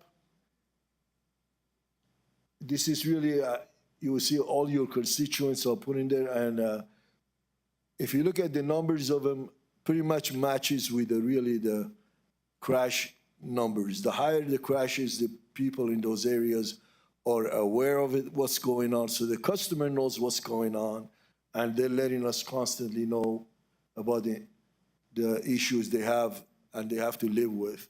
And at the bottom, I will see the link that we share with all the customers. They can click on that one, and it will show them what the program is, what the interactive map is, and how they can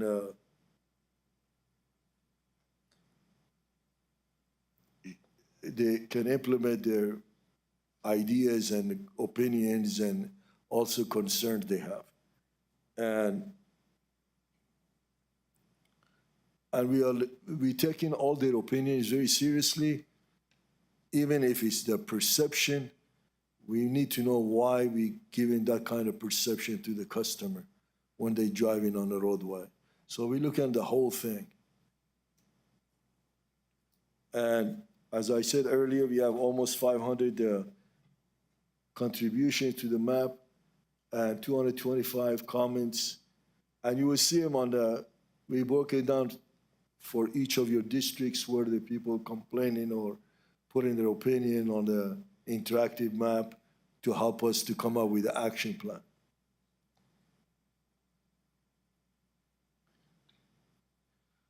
Most of the things that we are not surprised about it is, as you can see on that map, showing that majority of our customers are most concerned, which we have proven it by a study that Renee has been doing a lot of studies on the speed study. People are going too fast. And some of the stuff we have already taken action on it, like Highway 28 and the Snow Road. We have added the LED lights to the stop signs, so it enhances it. And we are putting rumble strips on that road so people know they're approaching the stop condition, so when they're driving, they can pay attention.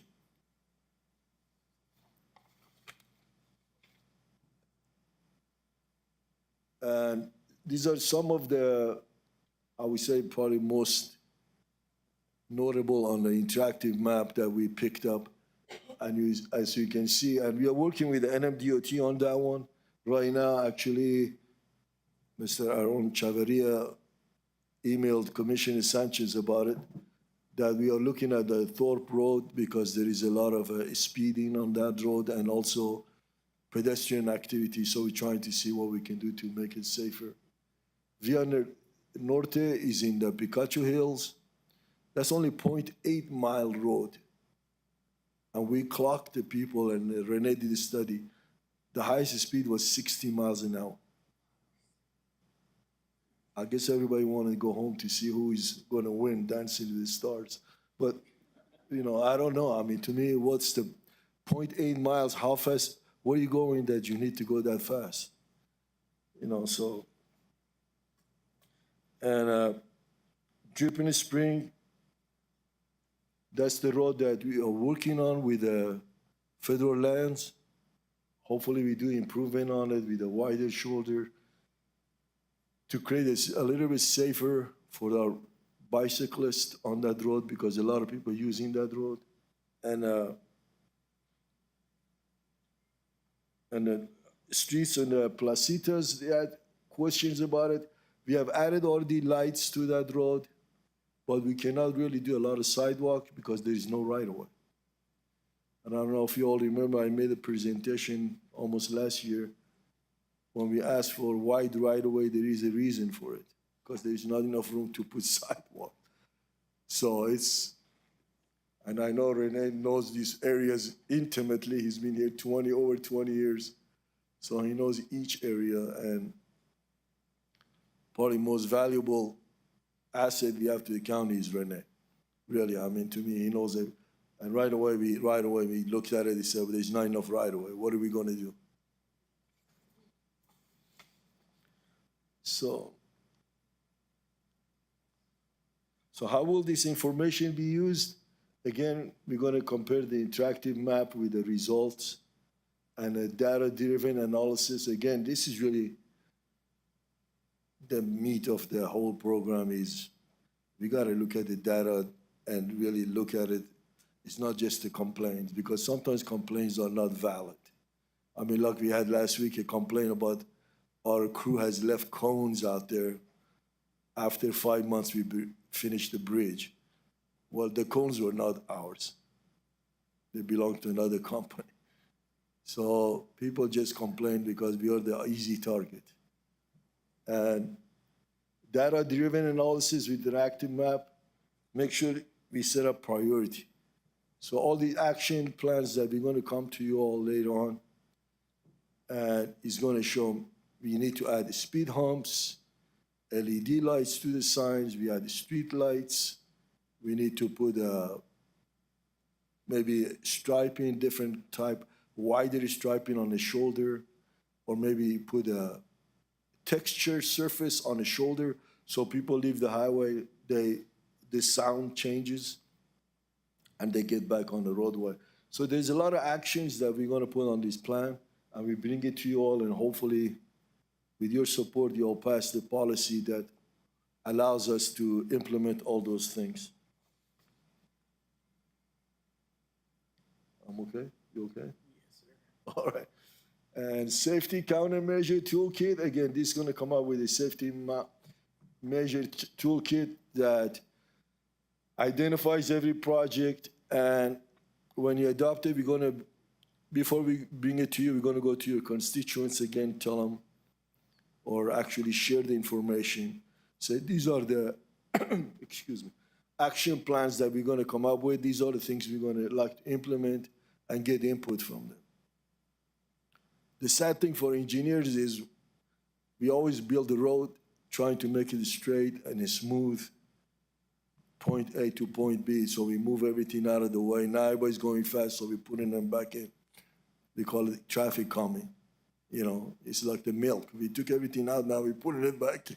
So, it's one of those deals, And again, as you will see, this one is the team members, myself, Renee, Liz Reed, and Pauline Chacon, and our consultant, Denise Attin, Alvin Dominguez sitting back there, and Aaron Sussman. We're working constantly on this project, and hopefully in a couple of months we come back to you with all the action plans, the tools that we are recommending, and hopefully adopted. And on a final note is, I'm sorry, but this is my last time I'm going to be in front of you as a county engineer. I'm leaving the county end of the month, but today is my last day officially in the office. It's been a pleasure working for you all. It's been a pleasure working in the county, and like I said, I love this county. My wife, born, raised here, 7th generation, you know, and my kids were both born here. They both graduated from NMSU. I graduated, so this is really home. And it's tough, but sometimes you have to, like they say, they are your plans and they are God's plans. But who am I to argue with her? You know, so, so I'm taking my job as a deputy secretary for New Mexico DOT in Santa Fe. And so I'm still working with you all for your funding and everything. And I might bias, of course, but no, don't tell nobody. But you know, but it's been a pleasure, and I know Renee will take over all my duties, and I'm sure, and I'm not just saying to make him feel good. I know he would do a better job than I did. Thank you. Any questions, comments? Thank you, Mo. Mr. Chair, whenever you're done. Okay, so I feel like this commission is going to thank Mo for years of service. Let's do that after we ask questions about the presentation. I think that should be first, and then we'll thank you for everything that you've done for us. Really quickly, just a couple questions on the schedule and next step slide. You had public outreach phase 2. Do you know when that's going to start up? Which one? I'm sorry. The schedule and next steps. If you'll go back a slide for me. Yeah, go ahead. Thank you all. Renee Molina, just for the record, engineer supervisor with Doña County. Thanks for that question. We really appreciate it. We're still moving forward. Some of that has started. As our team develops our toolbox, we will reach out to the public. It's forthcoming in the next month and a half to 2 months, more or less. Of course, barring the holidays, that may lead us to slip a little bit, but as we develop the schedule moving forward, we will reach out to you all and get it to your constituents so that the information is provided well in advance so that we could easily take advantage of their commentary and their information that we're going to share. Awesome. And then, so based off of that, so you're going to create the toolbox toolkit of ways to move forward to kind of start working on the identified areas of concern. So do you have any kind of idea of what that may or may not look like, what some solutions you might come up with are? So, great question, and thank you, Chair Salvador Hernandez. So Mo alluded to a little bit on it, and so traffic calming is key for certain areas. Traffic calming will work best, most likely, in the neighborhood streets. The other streets that we have, like collector arterials or those that are farm to market, will rely heavily on our design team, and that's where Bohannon Houston comes in. But to just give some information, brief information as to what those look like. Chicanes, those are bulb outs to basically encourage drivers to slow down because it creates what we refer to as friction. So it seems like the street's narrower, but it really isn't. It's just a mechanism by which we could maneuver cars around. That's one of the things. Speed tables, speed humps, those are features that we will want most likely implement on our toolbox. But again, we're going to rely heavily on Bohannon Houston and our team. Right now, I want to mention those because those I think are easily attainable, but we will fully digest them. And when we come back and present to you all, we'll give you information, detailed information to include most likely probable costs to implement on several locations, specifically and in general, and mostly in general. Perfect, thank you. Commissioner Trapado. Thank you. Well, I'll go into the thanks later, Mo, but I did have a question regarding this. Well, maybe not a question, but more of a comment. I was able to attend one of the public forums at the Doña Community College off of Callejitas. And I'll tell you, the job that you all did was wonderful. The questionnaires were simple. People were engaged. And after seeing some of the comments, it leads me to believe that we have to do better as a county when we have a PID or when we have new developments in order to widen the streets, provide bike paths, provide walking paths, because we're getting more people engaged in outdoor activities. And I think that's wonderful, especially in my district, I think because it's newer and it's really growing very quickly there. If we can keep that in mind, and I know you have because you and I have had long conversations, Mo, about that very specific issue. So thank you for the suggestions. But I think if all of the commissioners can keep that in mind when we're accepting developments or PIDs or whatever we're doing, so that it could be a benefit to our constituents and not saving money. Of course, we want to save money, but not to just make it such a small project that it's not going to allow our constituents the ability for kids to ride their bikes outside. And so thank you for those hints, and I really appreciated that meeting. Thank you, Commissioner. Yes, Commissioner Reynolds. Thank you, Mr. Chair. You know, I think we've had some discussions about actual severity of accidents and how we can reduce those by actually decreasing the angle of impact. And I know that the roundabouts provide that. Have we looked at adding something to the UDC about that, about maybe having like the developments, as Commissioner Chaparro said, having the developments look at more roundabouts like we have on East Mesa currently in the Red Hawk area, number one. But however, in thinking about that, I realize that without the data that we have to where the severity of the problems are, it would cost us quite a bit and take up quite a bit of land in a development to put in roundabouts everywhere. So I think I'd like to have some understanding of how we're going to approach that situation. Because obviously we've identified several places where, like you said, slow down lanes, you know, roundabouts might be appropriate, but I think it's a whole bigger discussion that we should have about the policy of the county and going forward, how we actually develop new streets, new subdivisions, and what our UDC policy should reflect. Do you have any thoughts on that? Commissioner Reynolds, I really appreciate the commentary and the reference to the UDC and implementation of what we refer to as new ideas, but really they're ideas that have been around for quite some time. We're just implementing here locally. That being said, in regards to the Safe Streets for All, I believe one of the aspects that will be broached will be roundabouts or traffic circles. That being said, again, and I hate to be a broken record, but I am in this case, we'll rely heavily on the efforts from Tool, specifically the Tool Design and Bohanna and Houston. But in moving forward, as we establish the toolkit and the plan moving forward, we'll be here again. And if the implementation of additional components to the UDC is something that we want to broach, then definitely we're going to be in front of you at the right time and with the right team to identify and incorporate into the UDC. I'd love to do that now.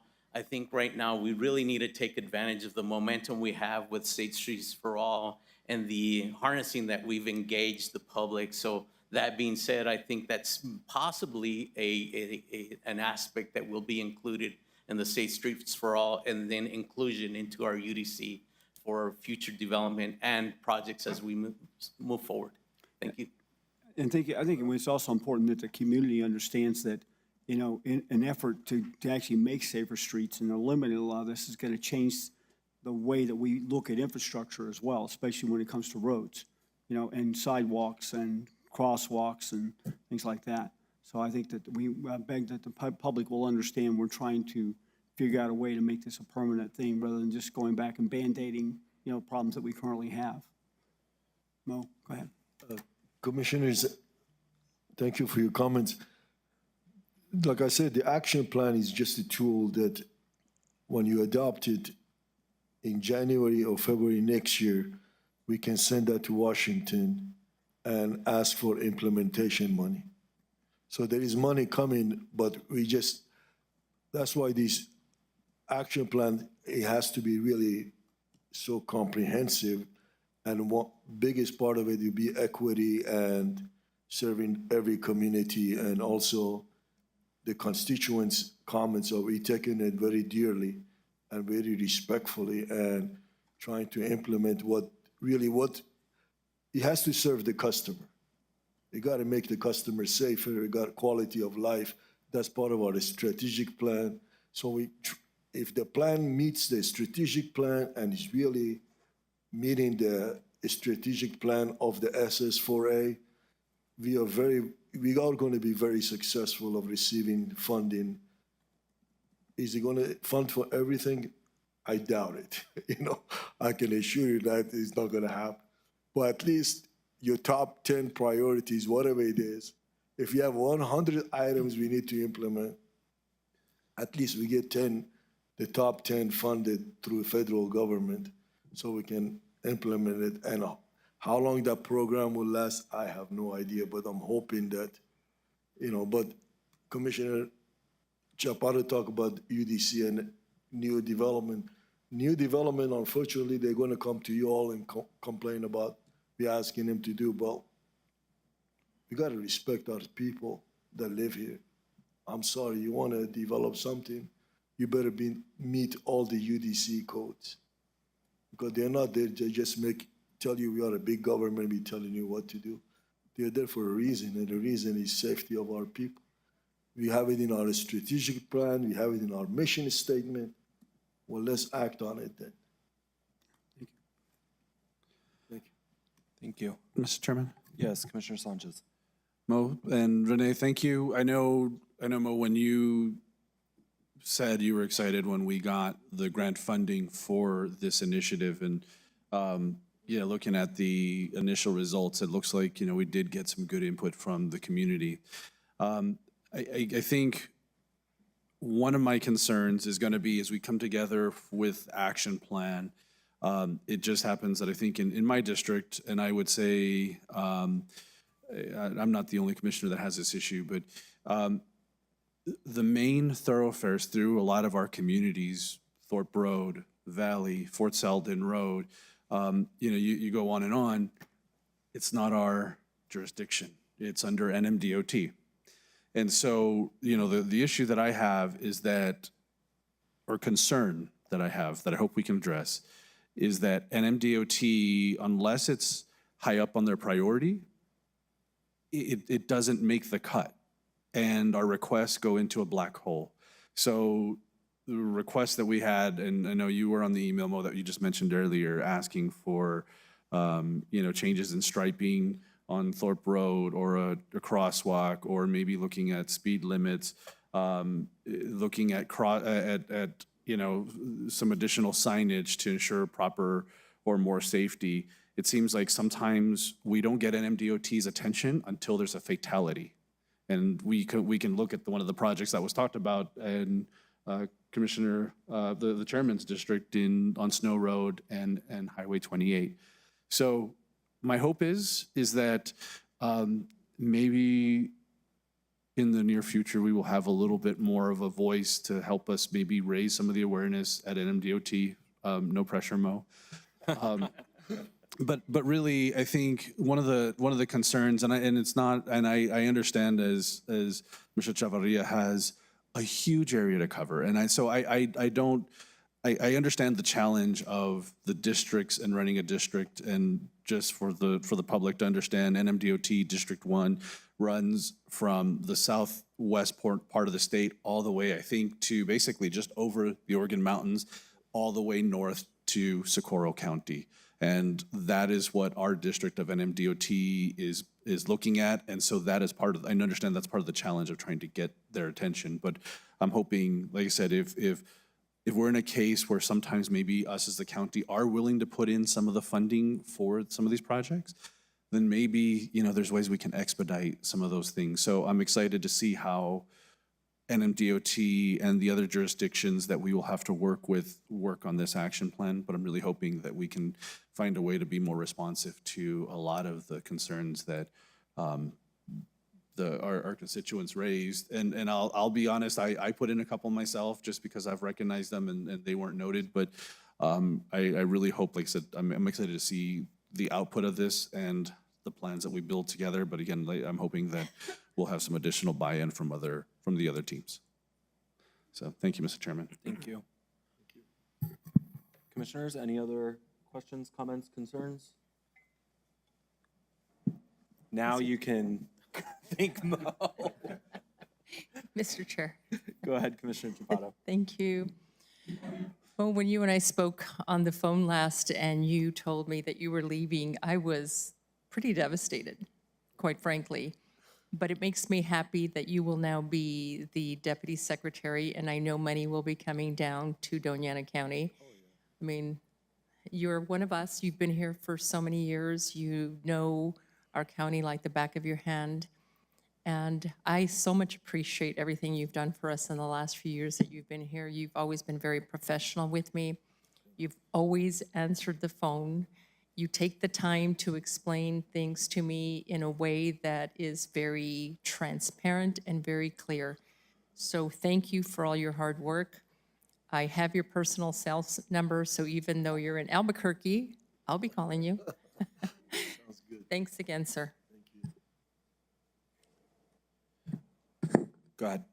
You know, I think it's great that we're going to have an inside guy at the New Mexico Department of Transportation. And are we covering some of your salary, or are they going to pay you totally? And do you take lunches and dinners still? Yeah. That's all I got to say. Thank you. Mo, thank you so much for what you've done in your time here at Doña County. I believe having your point of view, your experience, and bringing that and infusing that with things that we've done, implementing them in our programs, trying to get us to look at things differently. I appreciated it, and I've always appreciated our conversations.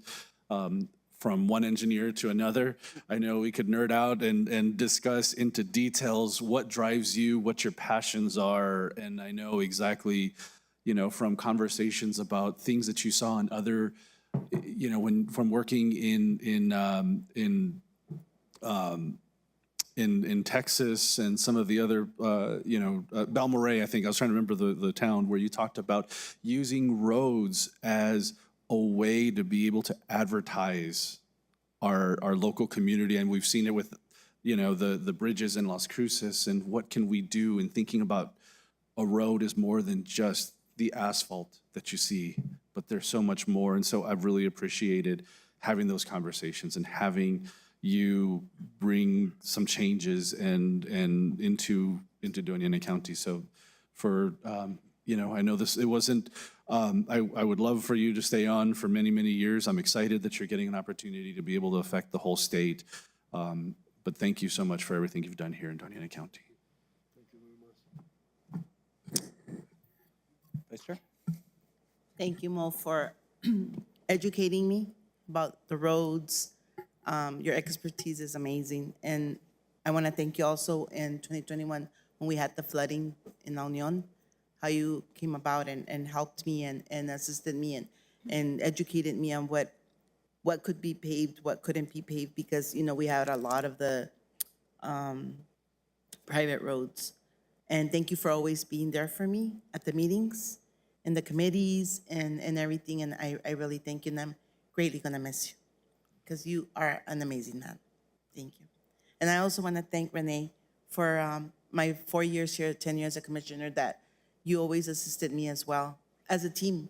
When I needed something down in La Union or any other roads, you were there too. So I thank both of you. Thank you.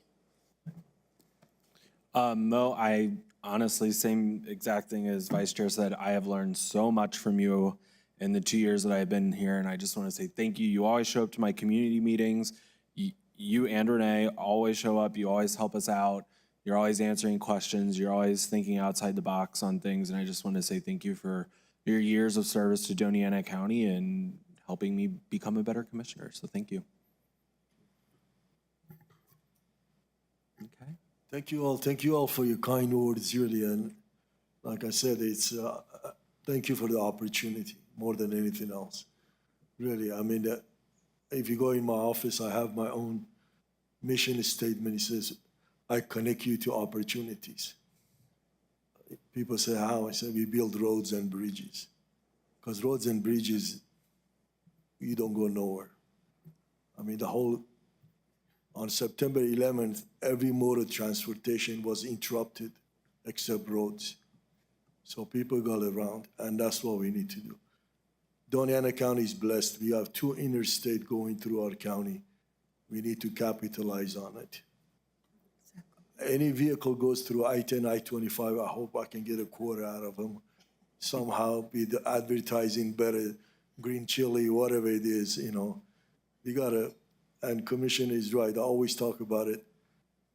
I'm not gonna let you go through here without telling you who I am and sell myself to you. So you can get down the exit, come to our town, our community, spend money, because that's what, after all, like they always say, it's the economy. You can see the election and everything coming up. I mean, you live in the most free country in the world. I take it very seriously because we got to take care of this country. Who's going to take care of it? We have to take care of it. And I'm passionate about it because I know what it is to lose freedom that you have. And you cannot take it lightly. My kids always say, I remember you took us to the soccer field. Anytime you let us to go out there, you kiss the ground and did a prayer. Why is that? I said, because I never saw grass in my life to play on. I played on the dirt. That's why my toenails are always screwed up, you know. Now my kids get to play on the grass. Every city you go, there is a field, there is a schools, there is libraries. You live in the most free country in the world. Let's take care of it. As JFK said, what can I do? Not ask what this country can do, but what you can do for this country. And that's what this is about, really. To me, we are here to serve. I'm not trying to impress anybody. I feel excited when I can serve. You want to kill me, put me in a corner and don't let me do anything. You know, so people say, when are you going to retire? Retire from what? I'm enjoying my life. I mean, really, I feel blessed. You know, I've been married to a girl from Las Cruces for 46 years. And she still treats me like we just got married, you know. Go wash the dishes, you know, just kidding. But, you know, but it's a pleasure. I mean, to me, I wake up in the morning, you know, I always tell people, you have a choice in the morning. You say, good morning, God, or good God is morning. You know, so, and I'm so happy to be able to serve you all, and it's been awesome, you know, and I feel for you all. You all run for the office. It's a big job you all running, and what being subject every time you come up here, I mean, I could never do that. So I appreciate the opportunity again, and it's been a pleasure working with you all, and I'm hoping to continue working with you all. And I know I'm going to see the Scott in Santa Fe when he's running down the hall in a roundhouse, and I'm going to help him to get some bills passed so we can get some money to Doña County. Thank you all. I appreciate it. Thank you.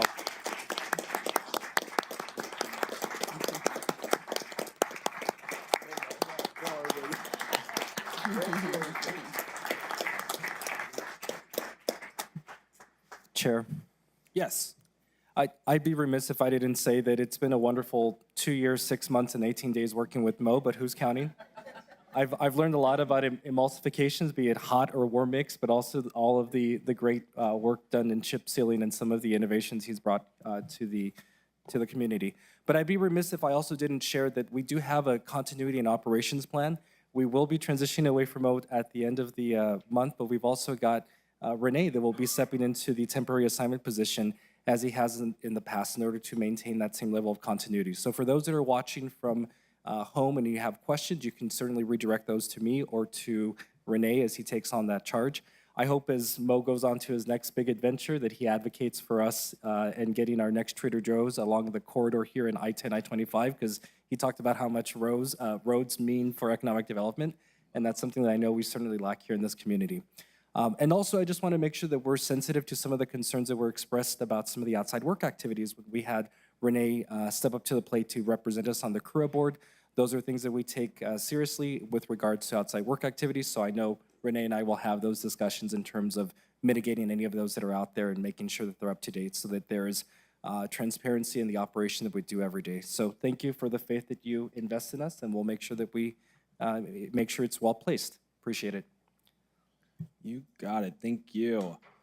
Okay, moving on, we do have our 2024 Summer Enrichment Internship Program update. And good morning, Ashley. Good morning. Good morning, Chair, Commissioners. Welcome, Mr. Andrews. Ashley Zuniga, I'm the Senior HR Administrator with the HR Department. I'm standing before you today because I would like to give you an update on the 2024 Summer Enrichment Internship Program. The goal of this program is to provide high school students with valuable hands-on experience and insight into professional environments. Being that this is a summer internship, that requires that as soon as possible, we make sure that our interns are hired, onboarded, and oriented by the time the summer starts. In doing that, that requires the HR department to do a lot of work on our end. So I kind of wanted to walk you through a little bit about what that entails. The first thing is we post our positions, our internship and our coordinator positions on our applicant tracking system. As soon as we post it, we start assessing it. The applications for the student interns has the areas of interest. The areas of interest can range anywhere from the government sector to agriculture, construction, culinary arts, medical. The interns will select what they're interested in, and they'll give us some backups just in case we're not able to place them with their primary selection. Once we start assessing and we start collecting business partners who are interested in the program, our team immediately starts to place candidates.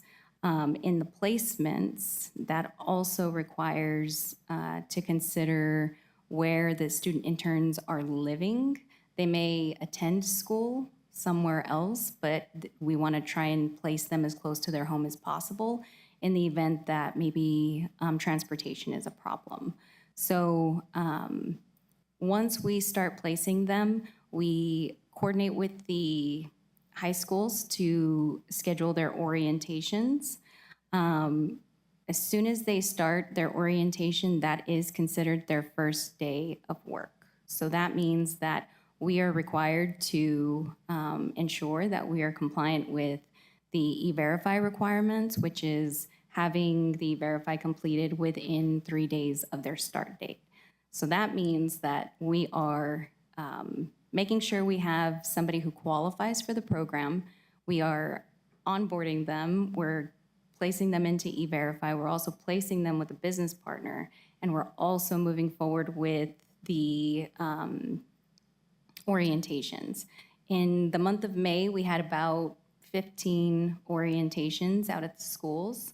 So that's from May 2nd, I believe, was our first one, and the end of May was our final orientation. So we made sure that we had all of these moving parts at the same time, which is a huge undertaking when we start getting into some of that data that I'll go over later on in this program. So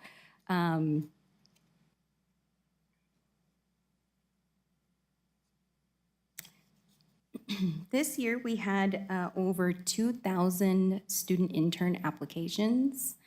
That was incredible, especially considering we had student interns reaching out even before we opened the applicants or the applications on our system. We also had business partners already reaching out before we opened it up to the business partners as well. So I think that's indicative of how successful this program has been, that interns and business partners are looking for an opportunity to participate. So we did have 2,000, which means the HR team assessed over 2,000 applications.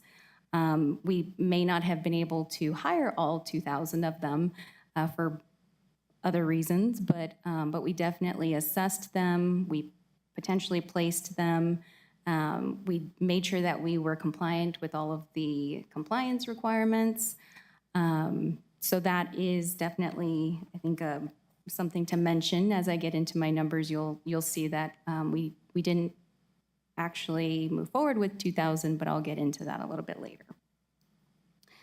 Some of the challenges that we experienced this year is that New Mexico Public Education Department shortened the length of hours that a student could work. So unfortunately, they reduced it from 200 hours to 160, and that was the requirement by the New Mexico Public Education Department.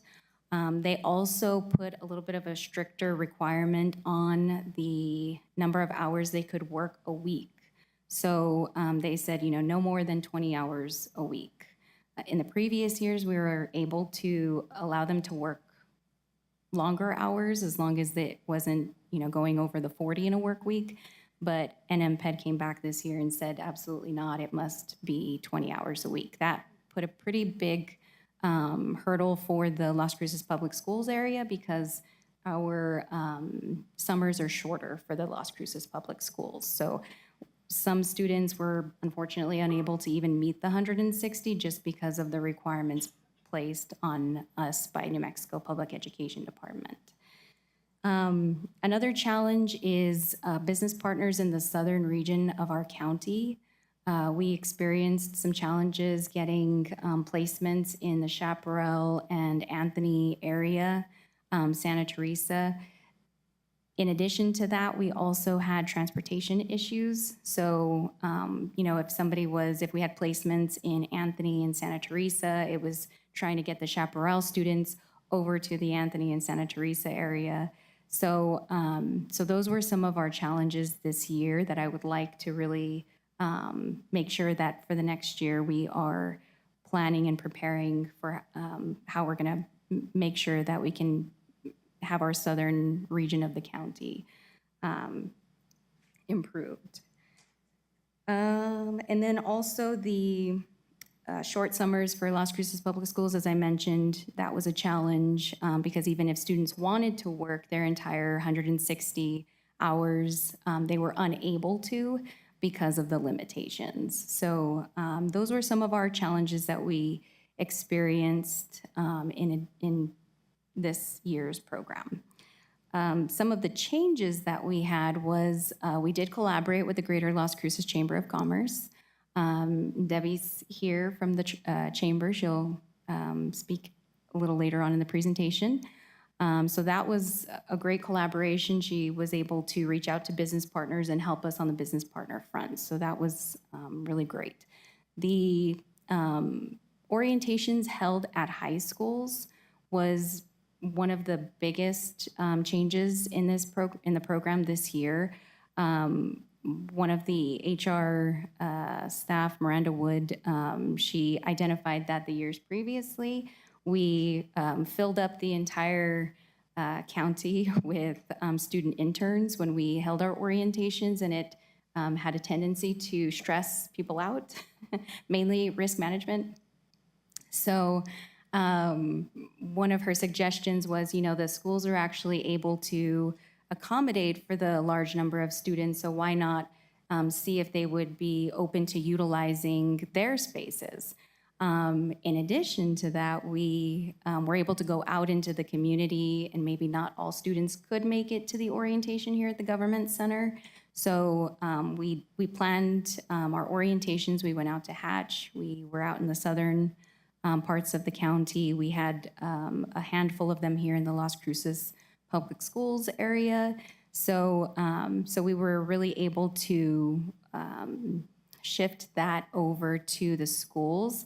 It also allowed the school districts to feel like they were more involved because I know that was a little bit of a sore area for them historically, is that it was a school, essentially a school program, but they were not as involved. So having it out in the schools and collaborating with the educators at those schools kind of created a little bit of a partnership with the schools as well. So that was also a benefit. And then again, just to reiterate, the 2024 changes was the hours, and NMPED did reduce them to 160. We tried diligently to see if we could maybe, ask for forgiveness afterwards, but NMPED was pretty strict on their requirements. So those are some of the changes for the 2024 year. And just a little bit of background, for 2021, the budget was $1.3 million. We hired 547 interns. The interns earned $10.50 an hour. They worked up to 120 hours. And we had to hire 31 coordinators in order to assist us with the interns. And the coordinators earned $25 an hour. The coordinators are typically educators in the schools. So they work really well with the students, and they're also familiar with the program, and they also have the ability to work during the summers because they're not working in the schools. So during 2021, we had 377 Las Cruces Public Schools student interns, 156 in the Gadsden Independent School District, and 11 in Hatch. In 2022, our budget was $2.7 million. We hired 850 interns. The interns earned $13 an hour. They worked up to 200 hours. We hired 41 coordinators at $25 an hour to assist with those students. The breakdown for that is 507 Las Cruces Public School interns, 315 Gadsden Independent School District interns, and 28 Hatch Valley Public School interns. For 2023, our budget was $4 million. We hired 1,380 interns. The interns earned $15 an hour. They worked up to 200 hours. We hired 38 coordinators, and the coordinators earned $25 an hour. The Las Cruces Public Schools had 936 interns, Gadsden had 400, and Hatch Valley Public Schools had 44. For 2024, our budget was $5 million. And I just want to throw in there that Doña County received $5 million when the remainder of the state had to split $4. So I thought that was incredible because we lobbied for the additional funding because our internship has grown so significantly.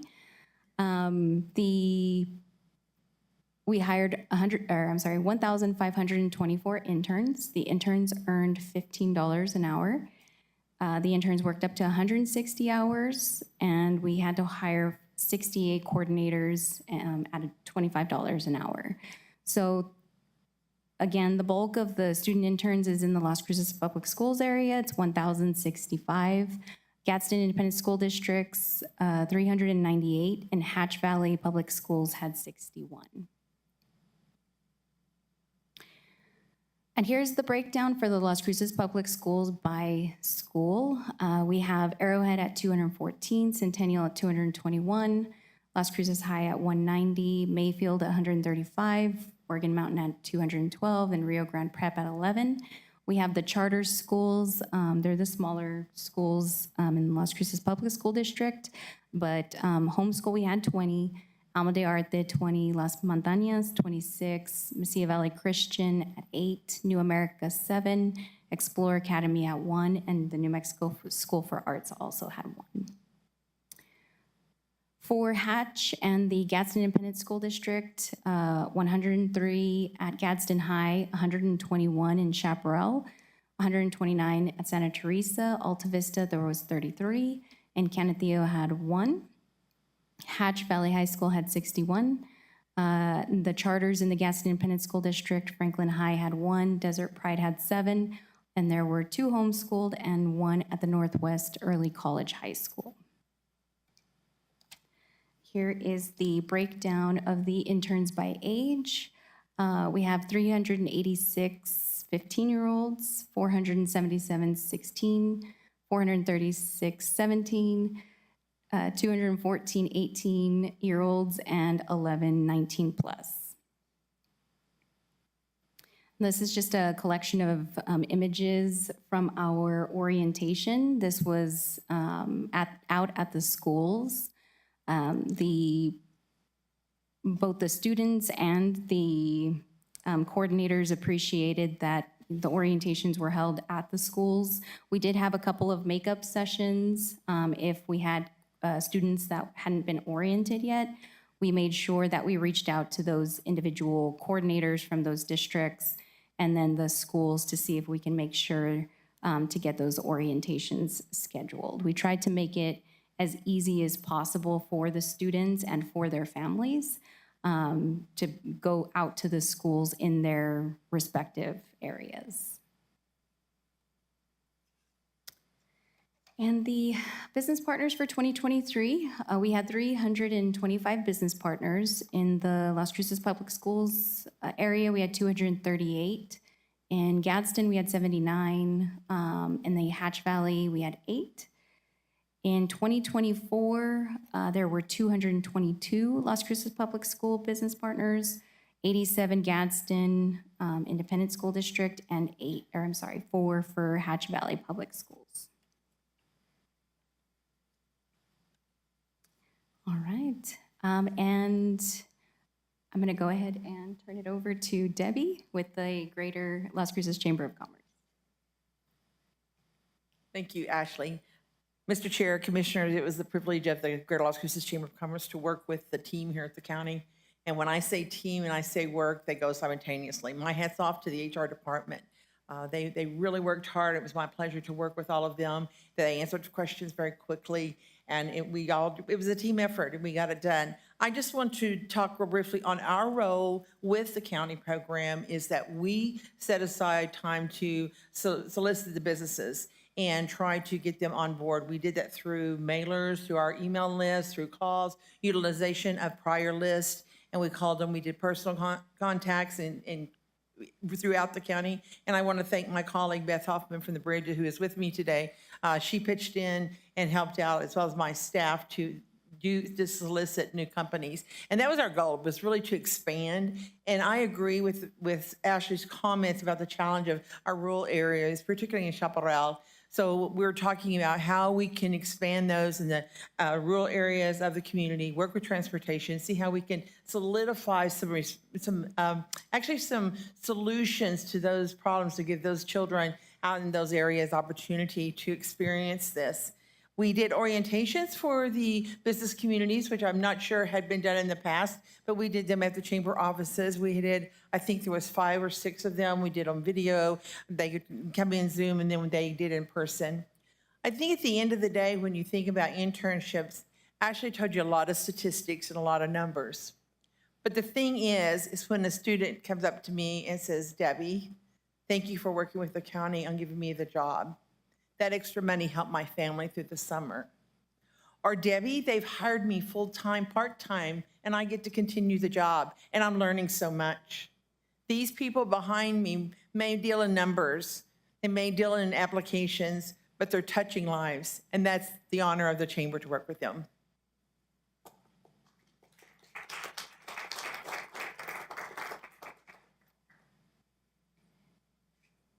All right. And we have a short video that some of our interns, coordinators, and business partners helped us out with, so I'll go ahead and turn it over to IT.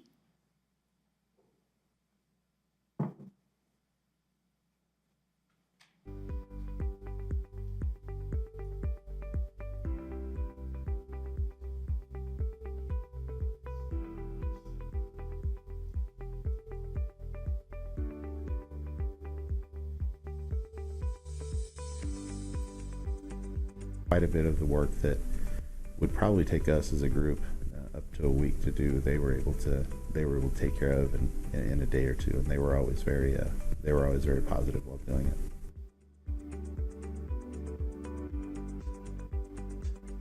it. They represented it well. I would say from the beginning to when all this was over, I feel that they became a little bit more poised and ready for the business world. One thing I do probably need to point out is being an administrator in college athletics, I don't work with the equipment. I don't work with the social media. So this was a department-wide collaboration in terms of making sure that this was a productive and a positive experience, both for the athletic department and for the interns. So when they were checking in with me, they're going back out and they're working with other folks that are in our department. So it's not just me that they were working with. So I think that it really impacted their ability to communicate with other departments within athletics. And they would come in and they would check in and they would maybe run some, I was that person that they could run some things by. It was really great to watch them learn how to work together. And so they had to actually put together the entire pitch from start to finish and really get me to buy into giving them this freedom to put together this entire social media project of recording a day in the life of some of our student athletes.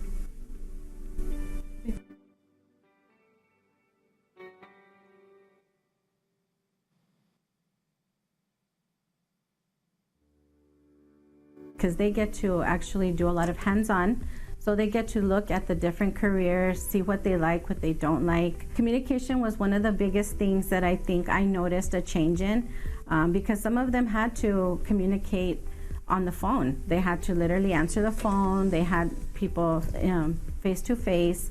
And so communication was one of the biggest skills I think that they were, that they possessed. Another thing is time management.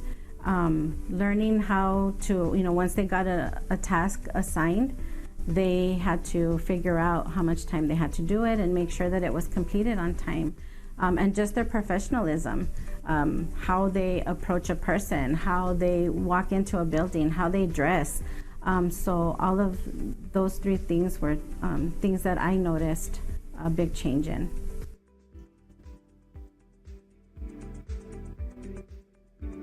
For me, I just really tried to communicate with the businesses and let them know, look, we're working with kids, they're gonna make mistakes. Be patient with them and just really try to look at the kid that you got from the beginning of the summer to the end of the summer and look at the growth that they've obtained over the summer.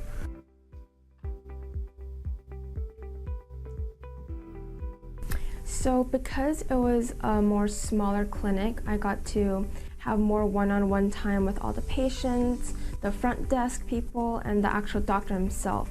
So I got to experience a lot of they really took the time to teach me the basic knowledges of chiropractic. And I've always grown up wanting to be in the medical field, but I wasn't really sure what area in the medical field. So being with this chiropractic doctor really helped me, actually consider chiropractic.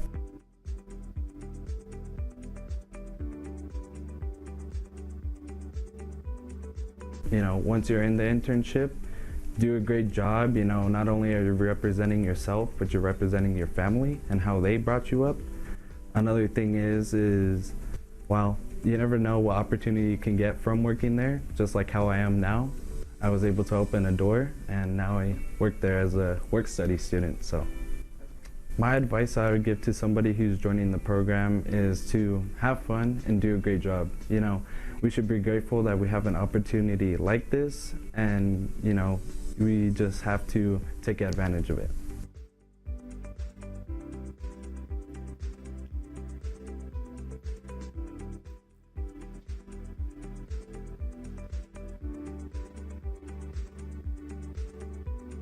It's definitely something that we're grateful we're able to do every year. This is our 4th year doing it, so we're currently closing everything out from 2024. But unfortunately, we only have a couple of months of downtime before we have to get right back into the planning. So, I want to take a moment to thank my team, especially the SEIP team. Miranda Wood, Lauren Vasquez, Alyssa Herrera, and Daniel Alejandrez. This would not have been possible without them. I don't think I can thank them enough. They learned what they needed to do, and then they just took off and were able to do it. So they phone calls from the interns, from the coordinators, from the business partners. They spoke with Debbie, about things going on the chamber's side.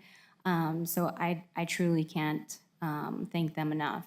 But in addition to that, I also want to thank the HR team, our HR team upstairs, because when we were, over here processing 2,000 applications, we were still continuing to move forward with supporting our departments here at the county, which is it's a big undertaking. So I think the recognition is important. Because it's definitely a very large program, and it's something that I would like to continue doing. But I also can't go without saying thanks to both of those teams. But I just want to kind of close out by also recognizing the interns, coordinators, and business partners that helped us out with those interviews, and that also really excelled in this program. I mean, we really couldn't have done it without the coordinators either. They were that in between with the students and our SEIP team. So Debbie, Holguin, I think they're all here. You guys can come on up, please.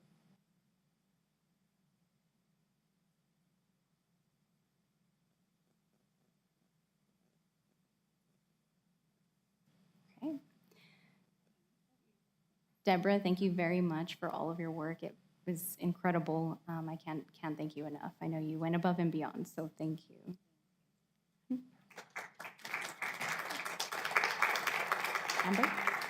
Amber, thank you very, very much, Amber. We appreciate you. And the students, if you guys want to come up as well, please.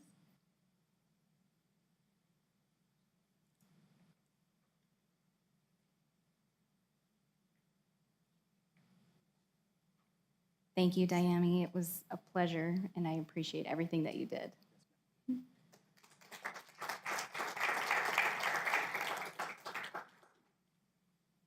Thank you, Amy.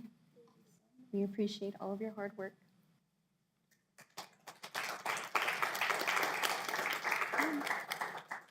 Thank you all very, very much. I appreciate you guys. I know that this program wouldn't be what it is without every single one of you. So thank you very much.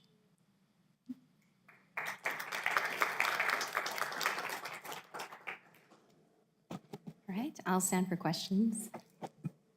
Wonderful. Commissioners, any questions or comments? I do have of course. comment. I wanted to thank all of you for this program. As a commissioner, I got to see what was brought to the table and how I was gonna help the communities, right? And especially the students with their families to have a job. Take off my commissioner hat and bring in the mayor hat. I got to work with these students in the city of Anthony. Last year, we had one student that was as a part-time, then full-time employee, and she did wonderful. This year, I got to work with some of the students, and what Ms. Holguin had stated before is about communication. So at the beginning of the summer program, when they would answer the phone, it was, kind of hard for them. At the end of the program, the professionalism was wonderful. Like, they would answer correctly and ask questions and direct the phone calls to each department. So they did great. And I want to thank Ms. Holguin for bringing that up about the communication skills. It helped some of our, students there in the city of Anthony. And also, I did see that they got motivated. And they were like, yeah, I can do it, And they got to learn what the government is all about. And the difference, I had one of the students say, now I get it. Because one of them had said, well, there was somebody that had complained about a street, oh, this and this and that, when is it going to get fixed? And she got to understand that it takes 2 to 5 years to fix a street, to get all the funding. And she says, and we explained to her, the private sector, it gets fixed right away, right? Because you don't have to go through all these channels. Yeah. And so these students got to learn a lot, and I greatly appreciate that. we'd be able to have them there to educate them and for them to learn. So thank you to all the team for all your great work. Thank you. Yeah, go ahead, Commissioner. Mr. Chair, I think that the program is a great program, and it's great that we've had this longevity in the awards ceremonies today.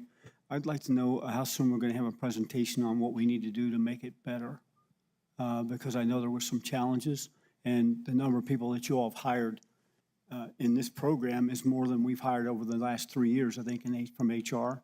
And so I'm sure that I know that we have some challenges. So I'd like to see a presentation as soon as possible about what we need to do to improve this program to make sure that it's less of a burden on the county and more of and just better. Okay, how do we recruit more companies?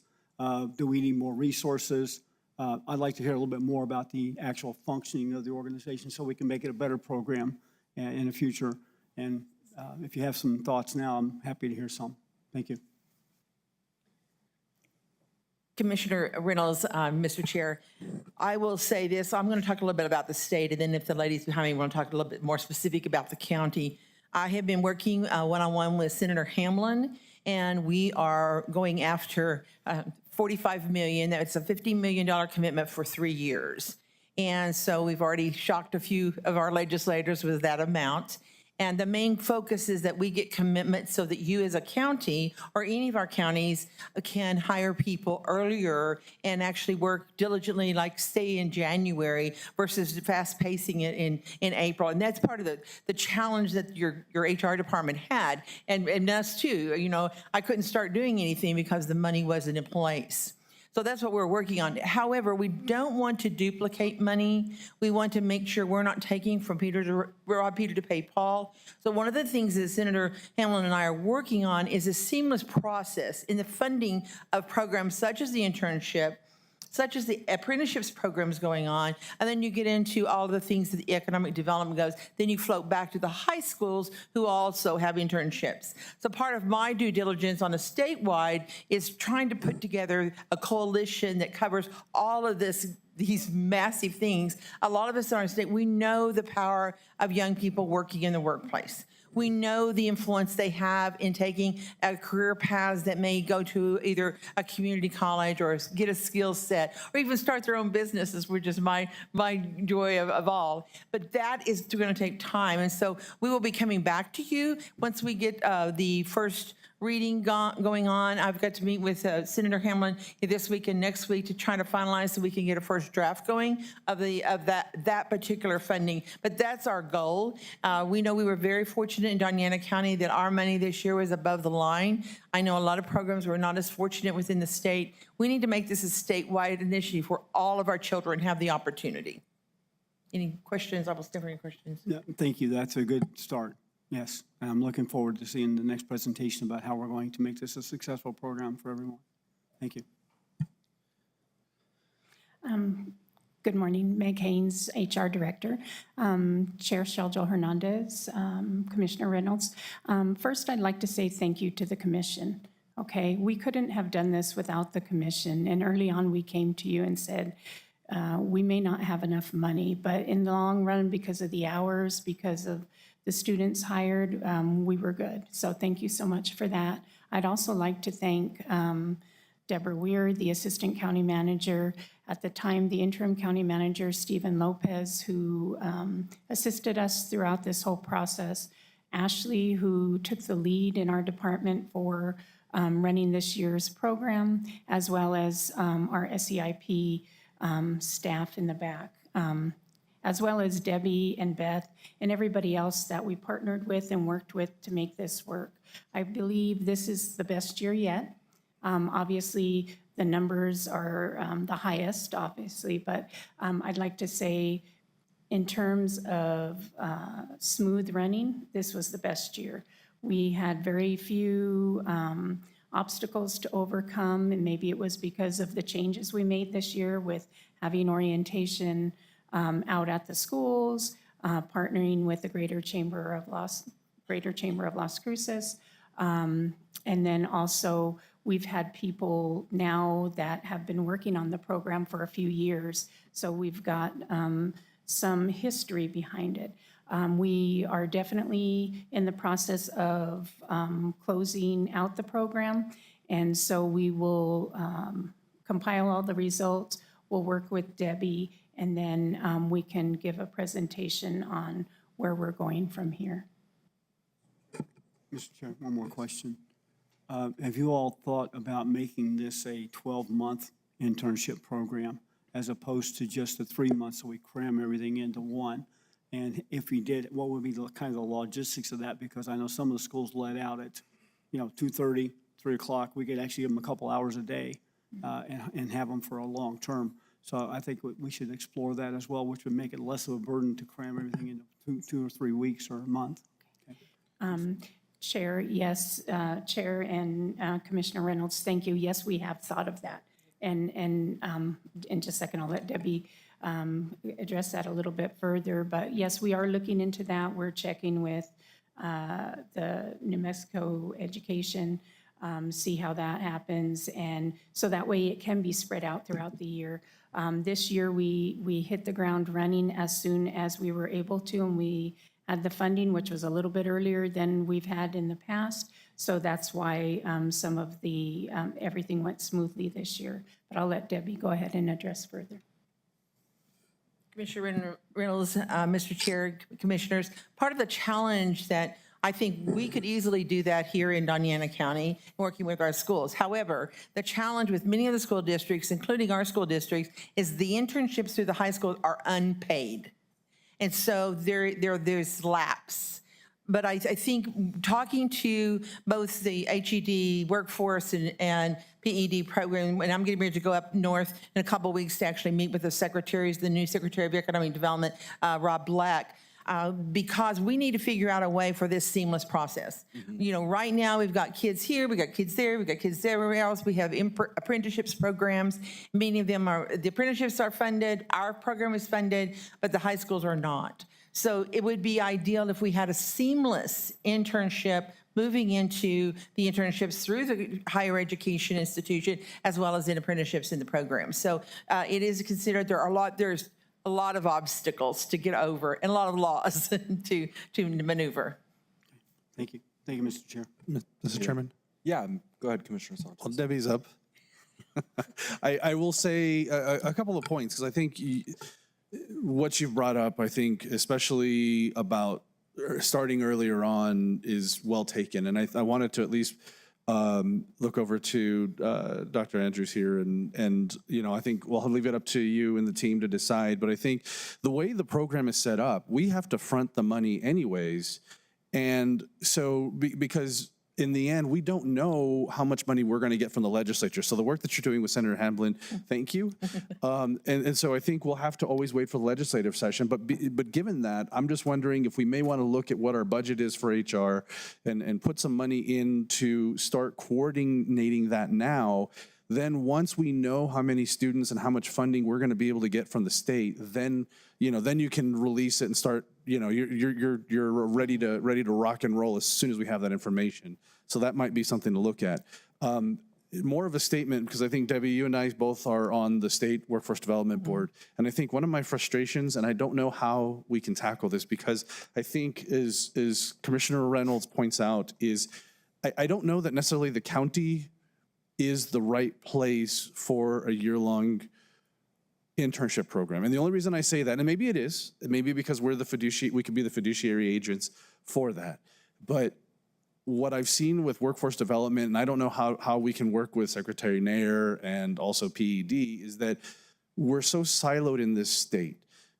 What happens is we work through our internship program and we coordinate all that, but all that, it's all because all the money's funneled through Doña County. Now, if the school district does anything with career pathways or anything else, they don't coordinate at all with workforce development. It's through PED. So it seems like everybody has their own, well, they're in their own silo, but really we have our own efforts. Everybody has their own efforts. They're often duplicated and never coordinated. And how do we get that connection? Because I know when I've had conversations with Superintendent Reese, with Superintendent Chavez, it's like, no, this is the way it goes, and we don't have that connection. And we know, I know as being on the Area Workforce Development Board, we have monies there, and they use the programs for the stuff that they contract for. But again, I don't see the connection outside of the offices of how they're fully connecting with our school district, with those kids that we could be working to, not just on a career pathway, but even if we look on a larger picture for economic development, how do we start connecting them into trainings and things? So anyways, I know that was a little bit different from the summer internship program, but like I said, I see that all combined together. So Commissioner, I would like to respond to that because, and I will email you all the flyer we presented to the Rural Economic Development and Rural Policy Committee. I think you have it, Mr. Chair, you saw it. But one of the things I had one of our partners from up north put on there is a train. And so in my let's see, my first session was 1990. I have seen this inconsistency, to your point, the silos, but also you all competing with somebody else in the education and the workforce. We're all competing against each other. And one thing before I retire, if I could see this is the train. And we have a train logo at the bottom of that flyer. If any one of those cars fall off, it's going to hurt the end result. And to your point, Commissioner, is if we can work through that, and Secretary Nair will be contacted, because I'm also concerned about the funding of apprenticeship programs that we down here missed out on here in Doña County because they sometimes forget we're down here.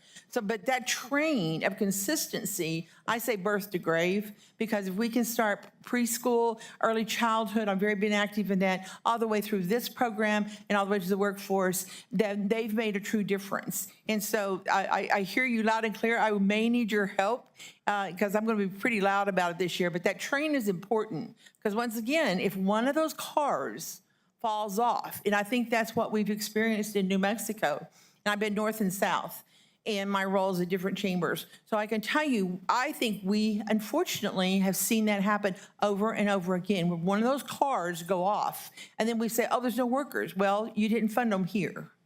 So I could go forever. Sorry. No, I know. No, thank you, and I appreciate it because I know you're an advocate for us down here exactly on the southern part of the state, and that's why I love having your voice on the State Workforce Development Board because of the fact that they get to hear from the southern part of the state. And I'll just add, and I don't want to say that we're not the Doña County may not be the right place for some of that money or continued growth, only because I think we see with the summer internship program how we can coordinate as the overarching entity with Gadsden Public Schools, with LCPS, with Hatch Valley Schools, and coordinating with everything. It makes sense because we're the one-stop shop for the summer internship program. Maybe there's a way in which Doña County can play a larger role with some of those other things. So I'd be interested to see how it is, but I appreciate the feedback. I'd love to see how we can coordinate and make next year even better success. And as Commissioner Reynolds had kind of noted, what do we take those lessons learned, make it better for the next time around so that it's hopefully more efficient and easier on the staff to manage. But I really appreciate as we've seen this project or the program grow over the past few years.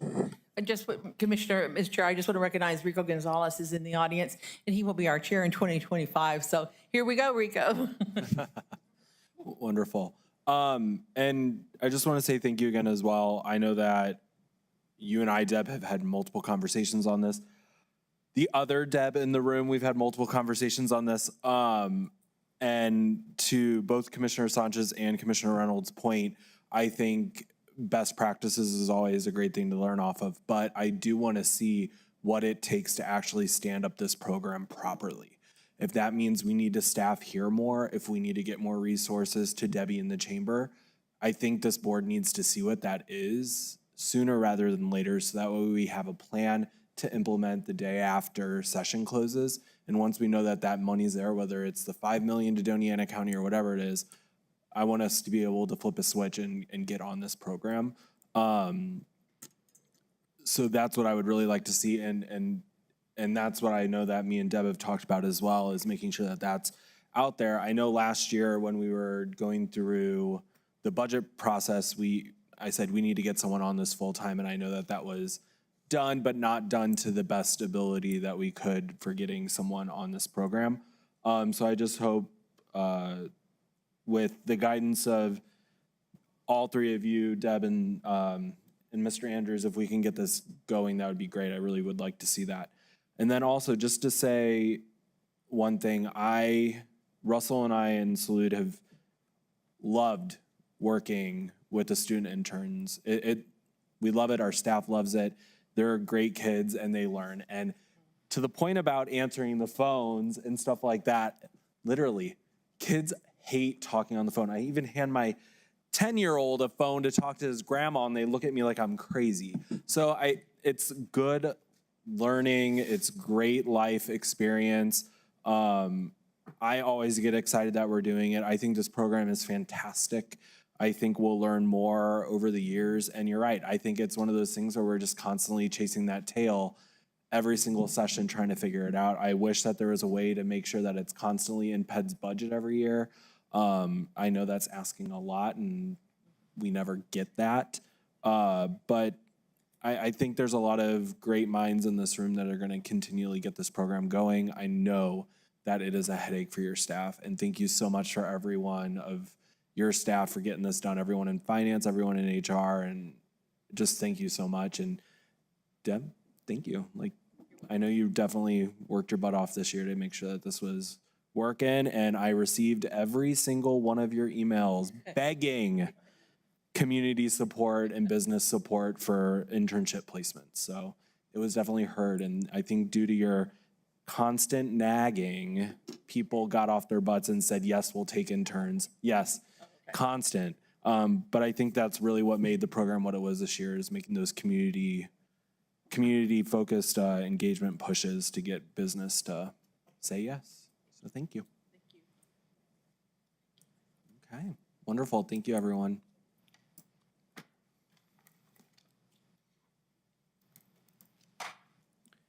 Okay, next up, we do have item number 17, which is our Community Resource Center presentation, and we have our Director of HHS, Ms. Michael. Good afternoon now. Jamie Michael, County's Health and Human Services Department. I'm pleased to be able to present some information to you about our community resource centers. During the time that Stephen was serving as county manager, he recognized that there's not enough information out there about our community centers, so I am ready to shout this on the mountaintops to describe all of the good work that happens at those community centers. First, I want to just talk a little bit about the scope of our department, because the community resource centers really are kind of the cornerstone and help us with everything, with the full scope of our department. We are responsible for conducting health-related programs and services throughout the county. We focus primarily on the unincorporated areas, the communities outside of the city of Las Cruces. We do employ community health workers or promotoras to get that work done. In fact, even within our court compliance division, we are posting for a community health worker to support the folks that are on supervised probation there. So we really believe in and have seen the result of having promotoras work in our department, along with health educators, so we can get the content of the information out to people in the best possible way. So the combination of the community health workers and health educators is important. We also partner and contract with service agencies. Some are informal but longstanding partnerships, and others are very formalized contractual relationships with service agencies, and we ask them to deliver these services out at the community centers. So utilizing those community resource centers really impacts all of the work we do and the work of many, many partners and contractors. We also going to review just the county health rankings model, because this gives you an idea of the foundation or the framework for our department and what we focus on.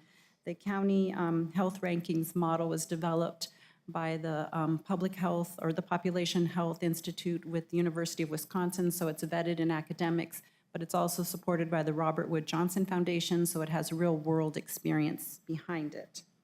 And this diagram gives kind of an explanation of that model. So we are focused equally on length of life and quality of life. And if you look, the green, blue, and red boxes there start at the bottom with policies and programs, and those feed into health factors, which feeds into health outcomes, and the health outcomes is what contributes to our length and quality of life. We want to focus on those lighter blue boxes, which are what create the health factors or included in the health factors. And there's a percent there that weights those factors' influence on our health. So if you look at clinical care, which is your access to care and the quality of care, that only impacts about 20% of our health outcomes. So we always think doctors and healthcare system first, but really there are many other health factors that contribute greater to our quality and quantity of life. So we do focus more on the social and economic factors and the health behaviors, because again, evidence shows us that those have the greatest impact on our quality of life and length of life. So this is the framework for our department and how we determine what to roll out at community resource centers and what to focus on. Our department offers services or programs at 12 county facilities, 12 of the community centers. But of those 12, there are 7 that, as long as I've been here and prior to my time here, were designated as community resource centers. So we refer to them as the CRCs. And the county over time and currently has invested quite a bit in operating services at those community resource centers. So we currently have 14 full-time positions in our department that are designated to work full-time at those community centers. So that is their home base, that is their office. And there's an additional 6 positions in our department. The government center is their home base, but they provide services at all of those community centers. And we have many of those staff members here, so I just want to take a moment also to recognize their work. If you are with the HHS department and you're a certified community health worker, can you stand up for me, please?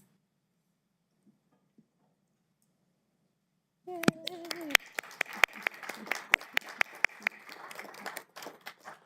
So they have to complete continuing ed hours, they have to take a test, and they have to maintain CEUs to keep their certification.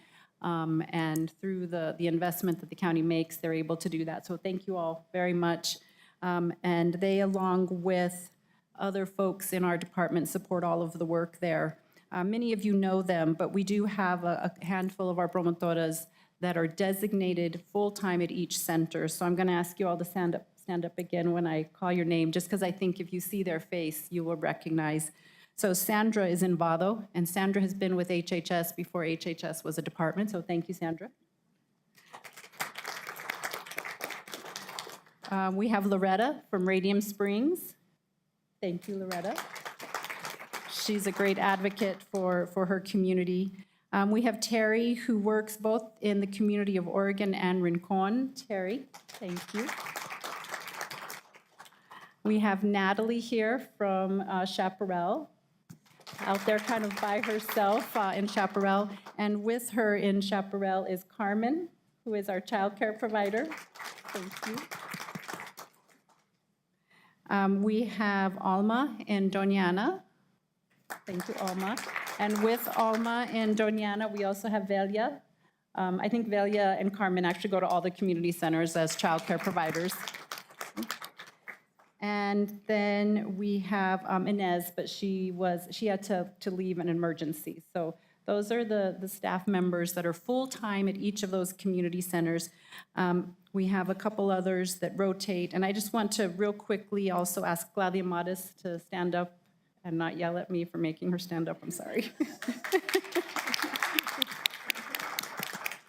Claudia supervises all of the outreach staff, and again, she has been with the department from the beginning. She started off as a AmeriCorps Vista member and has worked her way into the position that she's in now, which is supervising and leading all of our outreach work. She is always the point person for most of the, Claudia, we have a problem, can you help us solve it? And she does.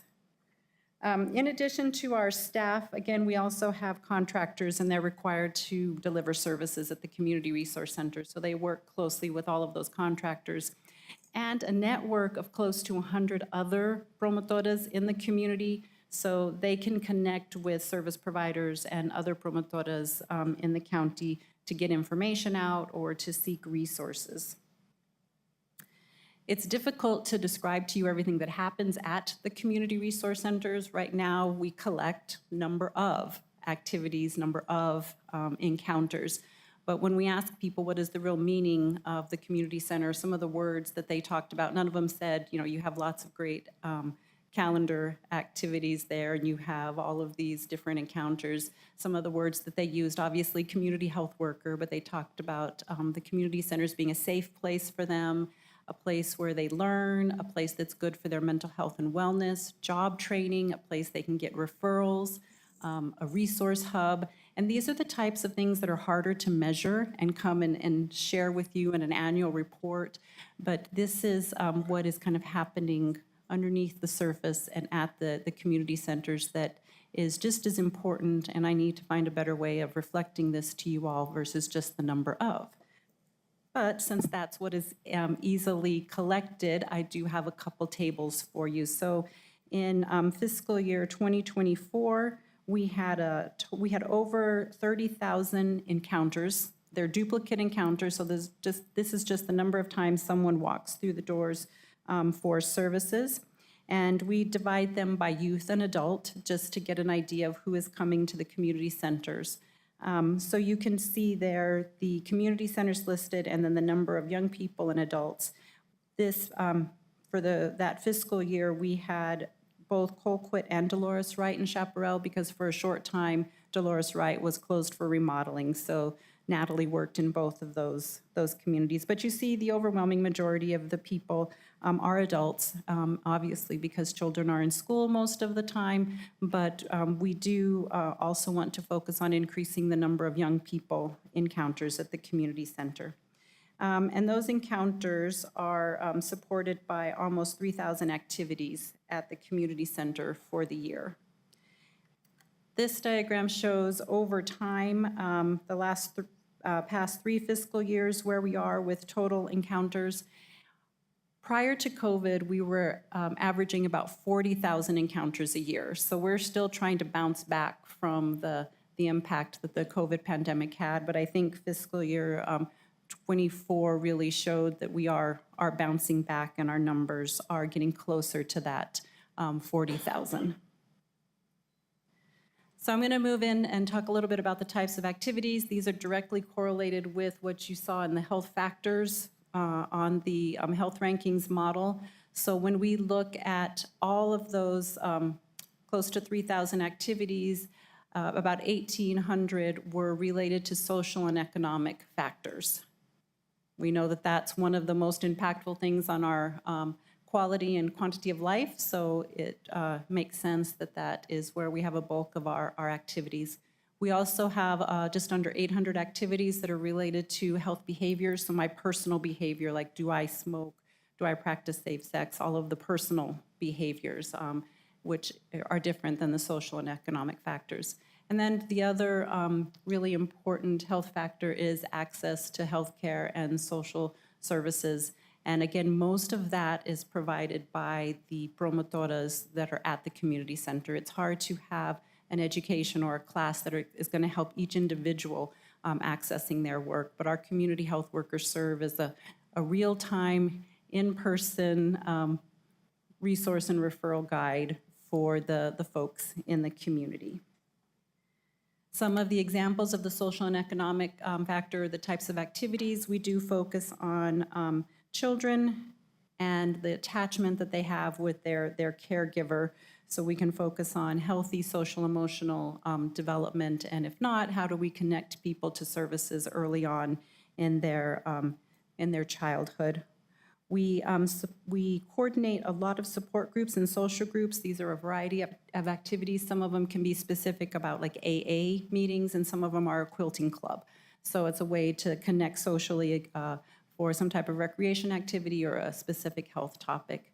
Again, we also have childcare providers on site that have all been certified as childcare providers, and they have tools and resources to appropriately serve children of different ages. But it's important, we're not a licensed childcare center. The parents don't leave, the parents are on site. So this just allows the parent to spend their time and attention in a class and have their child in the room right next door for some additional supervision. But we are not a licensed childcare facility. We also have the summer lunches, which bring a lot of young people and their families into the community centers, and we support that with additional activities and topics and educational opportunities. And then the youth recreation and education that goes all year long. Some of the health behaviors that we focus on, diabetes management and prevention. This is one of our most successful and long-running programs. It's successful because this is something we can measure. We do a blood draw at the beginning, the middle, and the end, and we can actually see a difference in someone's health indicators. So that's a nice concrete way of showing that we're impacting someone's health. We also do a lot of work around mental health stigma and access to care, helping people recognize signs and symptoms and helping them access services, and making mental health just a common conversation with family and friends. And then we also have a team, again, of our health educators that develop educational activities each month based on the topic of the month. So obviously breast cancer awareness for October, there were a lot of activities at each of the community centers on that topic, and that goes all year round. Access to health and social services, again, the promotoras connect people to resources. We also have very clear and a mountain of evidence that talks about isolation impacting health. So we've even had physicians that have written a prescription for their patients to go to the community center and interact with people, participate in social activities. So really reducing isolation is a way to impact health. Having community health workers and promotoras at the center builds trust, and I think this is one of the key things and the key values that our department and these folks offer countywide, is that trust is already built. I talk to other public health professionals, and they have wonderful classes to deliver, and they are always kind of perplexed with, but only 4 people showed up. But how do we get people to know about our class and attend our class? And we can say, well, if you have community health workers that have already built those relationships with the public, when you have these classes, they're more likely to show up.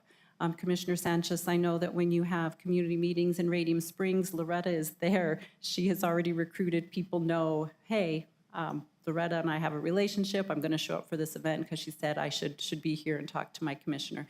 So it just, I guess, cascades out to everything that we do as a county when you have that trust in the community center. And again, providing social engagement and connections to other people that helps with community resilience. We do vaccine clinics. That's also an access to healthcare, and that is in conjunction with promotoras and some of our federally qualified health centers. And then food distribution and senior meals. This is primarily through contracts, but again, it's our promotoras that help connect people to those activities and services. And when you're there having your meal, it's the promotora that you're going to visit with, and it's more than just a moment to nourish. It's a moment, to, again, to seek support for anything else that may be going on in your life. Some of the other special events, obviously, the community resource centers and our staff support the county meetings. I think this is an opportunity for growth. I think there's more that we can do out at the community centers, more services. The promotoras get questions about voting, about paying taxes, about roads and lights. So I think we can turn some of these community resource centers into mini government centers and offer more services out there.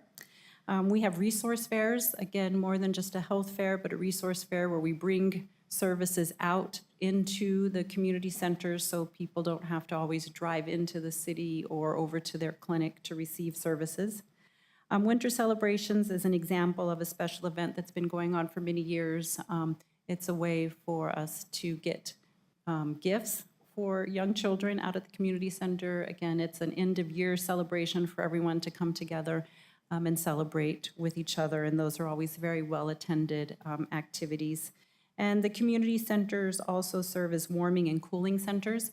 not just officially under Office of Emergency Management, but even if it's just a warm day, it hasn't been triggered to be a cooling center or a warming center, but if it's a really warm day or a really cold day and someone's air conditioner or heater aren't working well, they know they can go to the community center and hang out there for a couple hours to cool off or warm up, and they know while they're there, they're going to have a kind person to talk to and other people to interact with. So that's an important function of these facilities.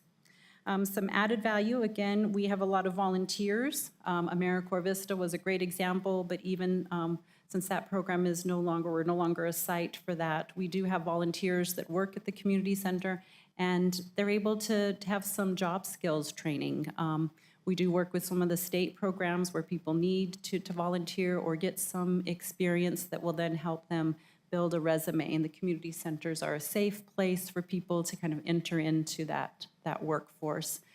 We serve as a liaison between the county and the constituents. We often hear from our staff that there's a concern about something, and then I'm able to pass it on to county management or other directors, and vice versa. Information can go both directions.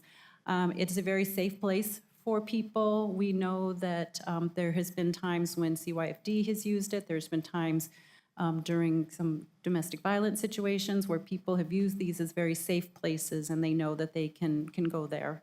And again, the connection to services that are not located in your community. So agencies that are in Las Cruces or other places, we bring those services out to those facilities, and that's a way for people in those communities to access things that aren't locally available. I have a couple photos here to share with you all. This is a picture of Convivio, which is a monthly event that takes place at every one of the community centers.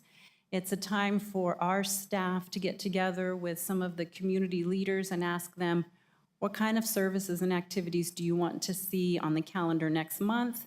And they give us immediate feedback, and then our staff go out and solicit those services to bring back. So this is an example of one in Vado, and this is an example of one in Dolores Wright. We also use this as an opportunity if there's an agency that says, hey, we want to come into your community and provide X service. We say, okay, come to the Convivio.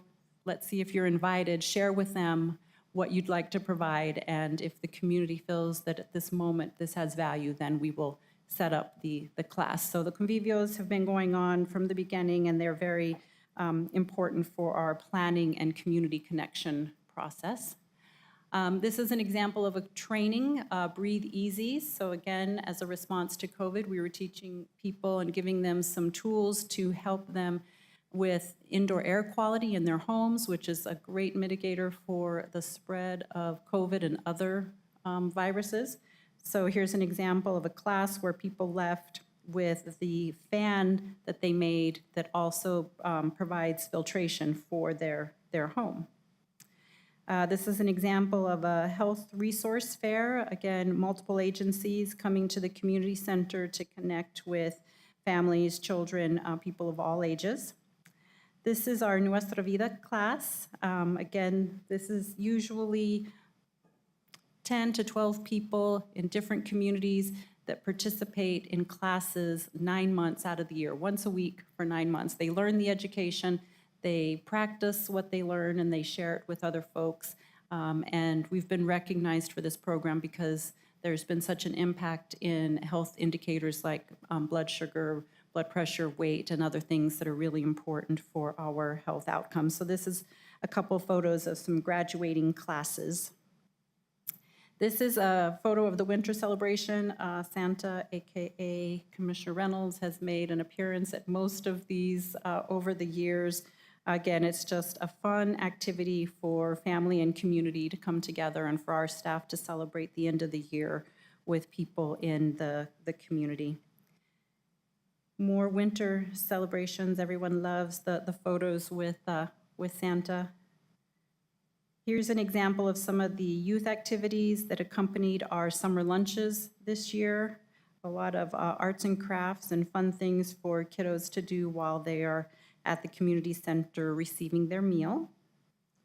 And this was just 2 weeks ago in Doña. They had a dance, and I think they had over 50 people come to the dance. The staff did a beautiful job of decorating and creating a very cheerful environment, and community members came out to dance. Again, you've got physical movement, you've got social interaction. There's no risk to hosting a dance. So it was a very creative way to engage with community members and provide a health education event without having to sit and listen to a lecture. So we like that. Again, just thank you to all of our staff here that do the work at the community centers. And Stephen, thank you for recognizing that we needed to share more about what happens. Many of you have been to the community centers, but if you have any questions, I'm happy to answer. Thank you for listening. Wonderful, thank you.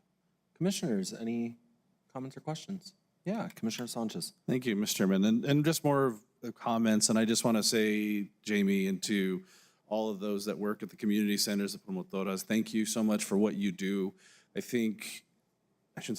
know, especially in those that where you're there full time, you do have the bonds with the community.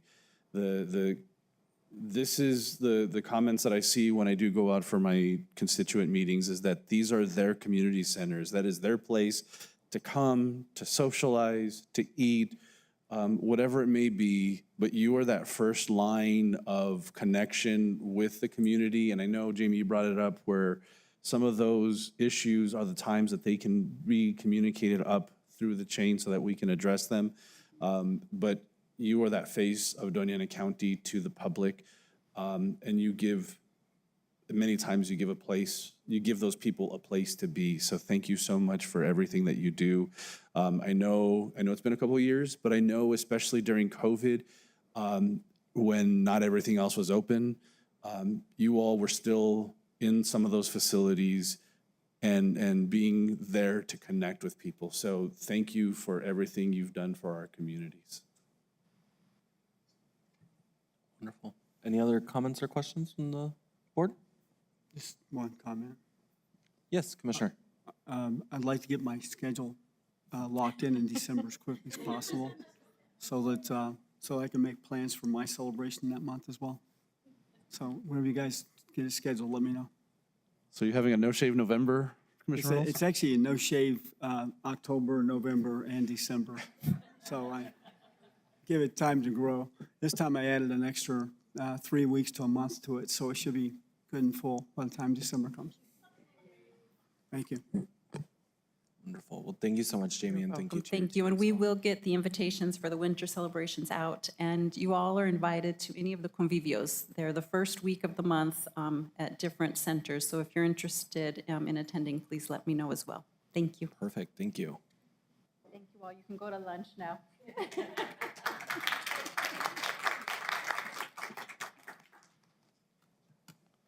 Fantastic. Okay, moving on with the agenda, we do have our minutes from the October 8th meeting. So moved. Thank you, Commissioner. Vice Chair Murillo made the motion. I'll second the motion. Commissioners, any comments or questions, concerns on that? Seeing none, Brandy? Commissioner Reynolds? Yes. Commissioner Chaparro? Commissioner Sanchez? Yes. Vice Chair Murillo? Yes. Chair Shaljo Hernandez? Yes. Motion carries. Minutes are approved. We do have two approvals today. The first approval is a resolution delegating to the county manager limited contract and grant approval authority. Do we have a motion? I'll move approval. Second. Okay, we have a motion by Commissioner Sanchez and a second by Vice Chair Murillo. Okay, Mr. Andrews. Hello again, everyone. Is this something I said? The audience cleared out pretty quickly there. I really don't have a lot of input on this item, as I shared with several of you early on. I think the staff recommendation is right in line with where my comfort level is. With discussing some of these items with the executive leadership team, we may revisit the grant aspect of this in the future because some of those items are rolling, but for the sake of brevity and for the sake of the agenda, I would like to proceed as addressed. Okay. Mr. Chairman? Yes, Commissioner. Well, this is not specifically in the resolution here. I was wondering if it might be at all possible that we can, I don't know whether a weekly or monthly report of any contracts or anything any agreements that were entered in that are below the $150,000 threshold, that might be something that would be shared with the commission, just so we're aware of what, I guess, within the county business, what's being approved or not, and where it may be going. I know that's crucial information in the case we're ever asked by constituents or such. It comes in handy. But I think aside from that, I don't have any issue with the amount. I don't either. I agree. And on that note, Commissioner Sanchez, I do hope to have a comprehensive report system to you all that will obviously denote notable contracts and things, even if they're under that threshold. I certainly don't want to catch any of you off guard. Wonderful. Thank you. Thank you. Appreciate it. Okay. Brandy, take it away. Commissioner Reynolds? Commissioner Sanchez? Yes. Vice Chair Murillo? Yes. Chair Shaljo Hernandez? Yes, motion passes. Resolution's approved.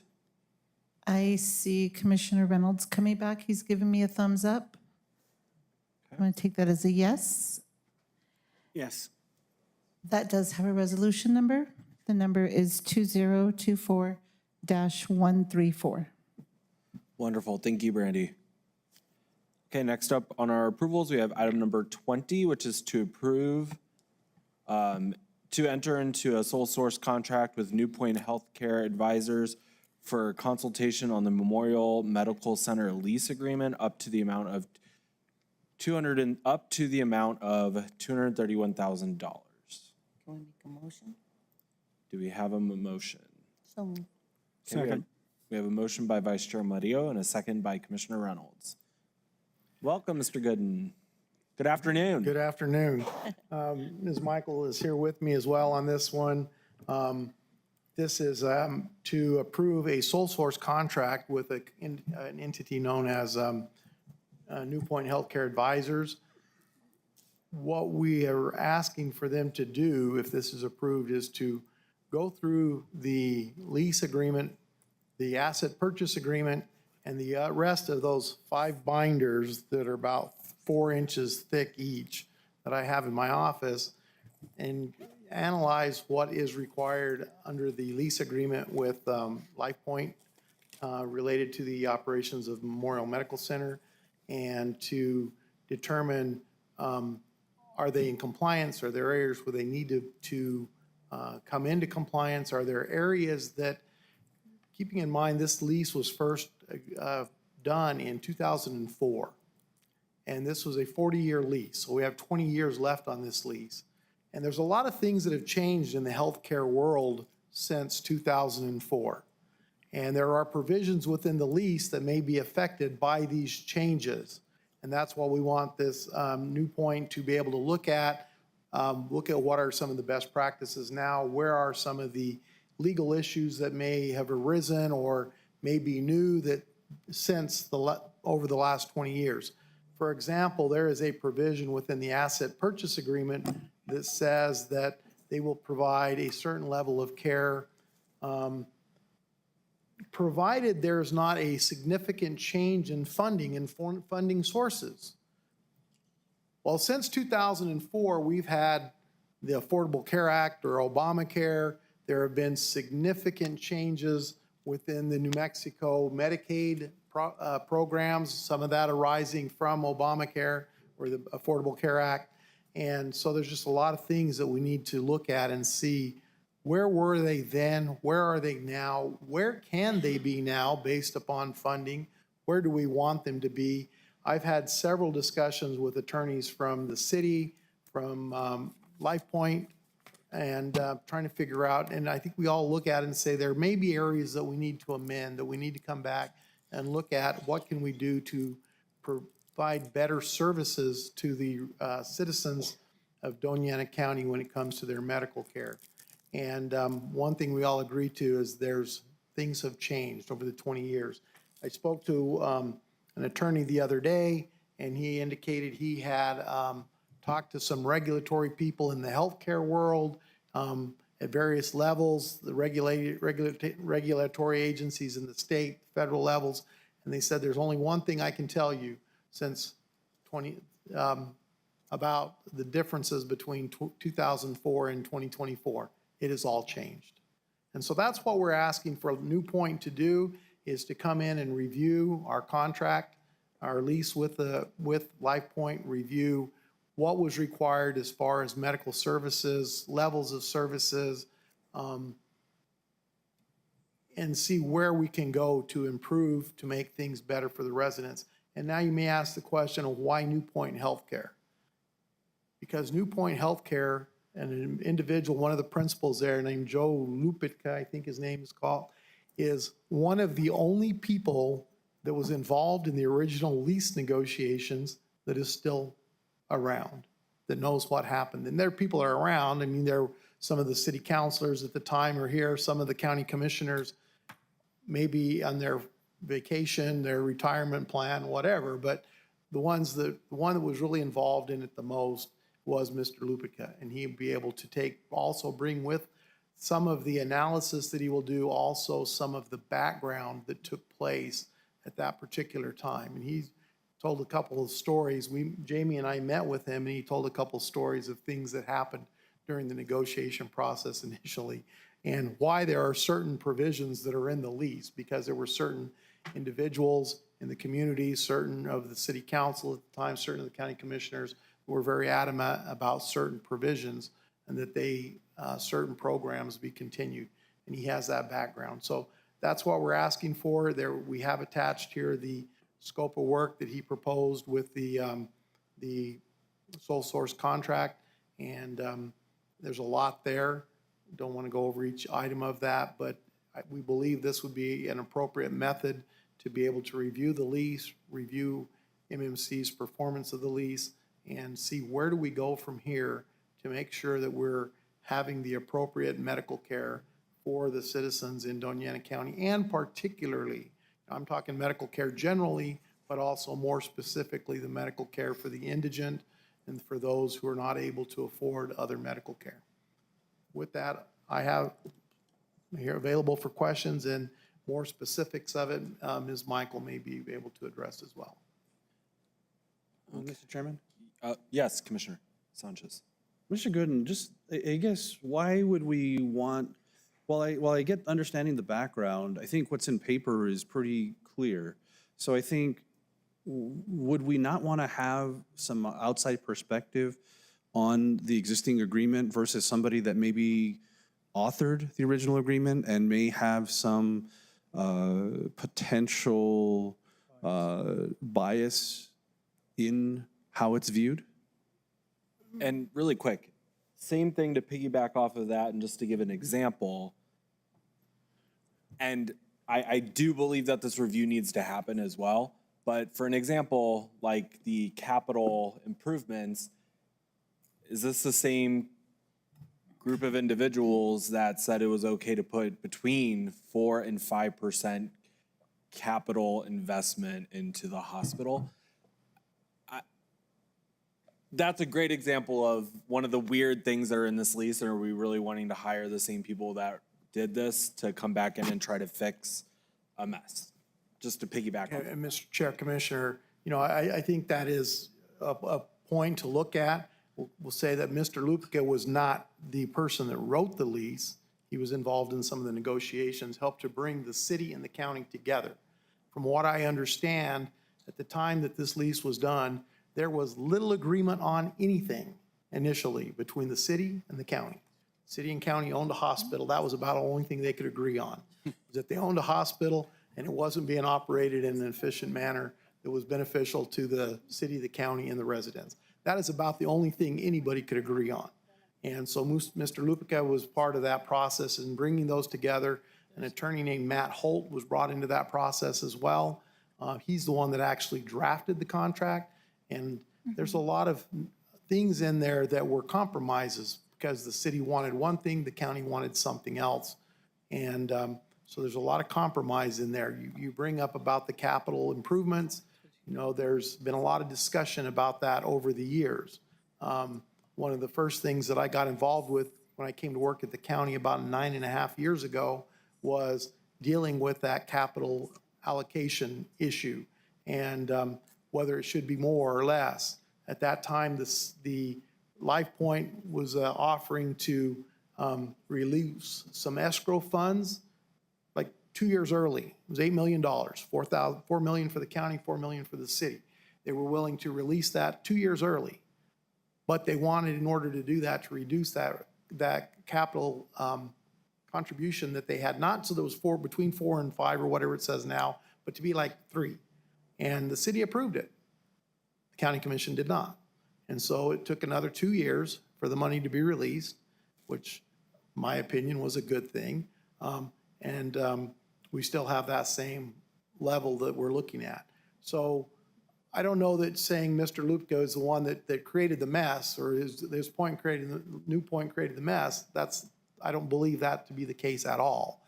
I believe, but based upon what they know, their background in it, and their resources that they have to do evaluations, to obtain information, and they're ones that know the hospital business. Could we look for somebody else? I assume we could.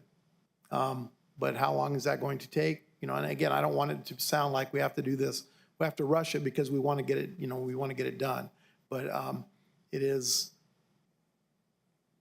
one company that we're aware of that can do this. We had discussions about, Jamie and I, about who we might be able to look to.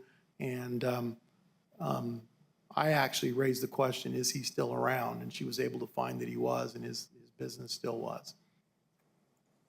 I hope that somewhat answered your question.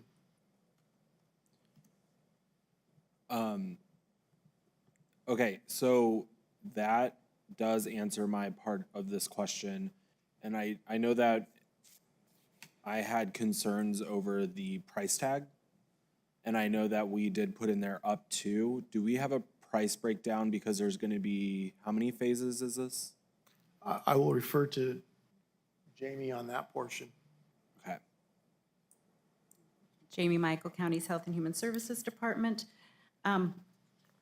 The contract will be billed based on hours of work completed, so we can stop services at any point. The first phase is to look at the documents and identify compliance or non-compliance issues. If you all want to stop after that, we can stop after that. If we want to go on and then have them say, okay, here's the issues, and then have them suggest ways of standardized reporting, have them suggest some metrics for evaluating and reviewing those reports. We can continue to draw down hours for those projects. And then if we get to a place where we think parts of the document need to be renegotiated or amended, we can continue to draw down more of their time. So the ultimate cost and how much we expend really depends on how much work we want to solicit from them, and we can stop at any point. We will most likely receive monthly invoices, so you'll have the opportunity every 30 days to say, okay, we're wrapping this up now, or yes, we want to continue. So with that being said, are you going to be providing monthly updates to the board? Mr. Chair, Commissioners, if that's what is requested, that's what will be provided. I think Mr. Andrews has indicated he's going to be working on that reporting, how he's going to get that reporting of all these different topics to the board, and I think that would be something that could very well be included in there, and I'm not trying to speak for him, but absolutely, sir. Okay, I was just trying to figure out how we were going to get the update to be able to make a decision of if this is the route we want to go or not. Commissioner Reynolds? Mr. Chair, I have a question about phases here. You've talked about several things that we could possibly do, and I'd like to understand what our goals are in each one of those phases as well. And like number one, what is required by the contract? Are we compliant? Are we not compliant?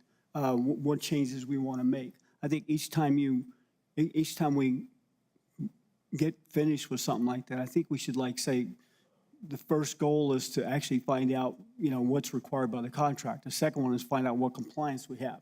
I think by the time we get to the end of that, I think you should just hold the horses, get a good presentation, understanding of what that is, and then determine what our options are going forward after that. So I don't want to lock us into this, without stopping and reevaluating where we are immediately. Number one, because I don't even know what options we have. Let's say we find out that they haven't met the contract. What options do we have?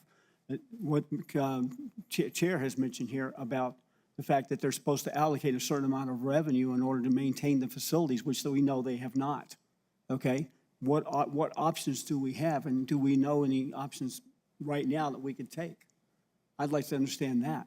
Well, Mr. Chair, Commissioners, I believe the first step is we've got to figure out where we are. And that would be the first step of it. And I think you're correct on it that, and where Ms. Michael is talking about the phases, I think that's where that comes into play. We find out where are we, then that decision is made. Do we go from where we figure out where we are? Is there an issue? Is there not an issue? There's not an issue, well, we can stop. If there is an issue, now let's figure out how do we address the issue of the various issues that are there. I think that's what the phased approach is designed to do. So what is the first priority? It's stated in here is to review the lease agreements with MMC and related documents, identification of lease compliance, non-compliance issues. That's it. And there is 3 pages of in-depth. Other ideas, yeah. Yeah, so if you read the contract, it's in there. Yeah, I saw that, yeah. So I'd So like to then the finish goals number are- one, so- get number one done, and then see where we are there without continuing to do other. Which is the phased approach that was being mentioned. So yeah, once phase 1 is done, it needs to be brought to the board officially. Also, we probably need to include our counterparts at the city in some way, shape, or form in this. I understand that this is our portion of figuring this out. And but we- Mr. Chair, Commissioner, don't mean to interrupt, but I've had at least 3 phone calls with the attorneys for the city where we've discussed this. We brought to their attention this is taking place, and we're looking to coordinate, become better coordinated working with them. And also in some of the conversations we've had with the attorneys from LifePoint, so that we're coordinating more with them so that there's more flow exchange of information. But we are, I believe, at this point, the legal departments between the city and the county are having more conversation. And I believe Ms. Michael has been having some conversations, I think, with the county city manager directly. The city manager and Barbara, So there is that getting, she indicates they've all seen the proposal, and I think everybody's, city and county both, the staff at both believe this is a good way to proceed to figure out where are we, to address the questions that have arisen. Mr. Chair?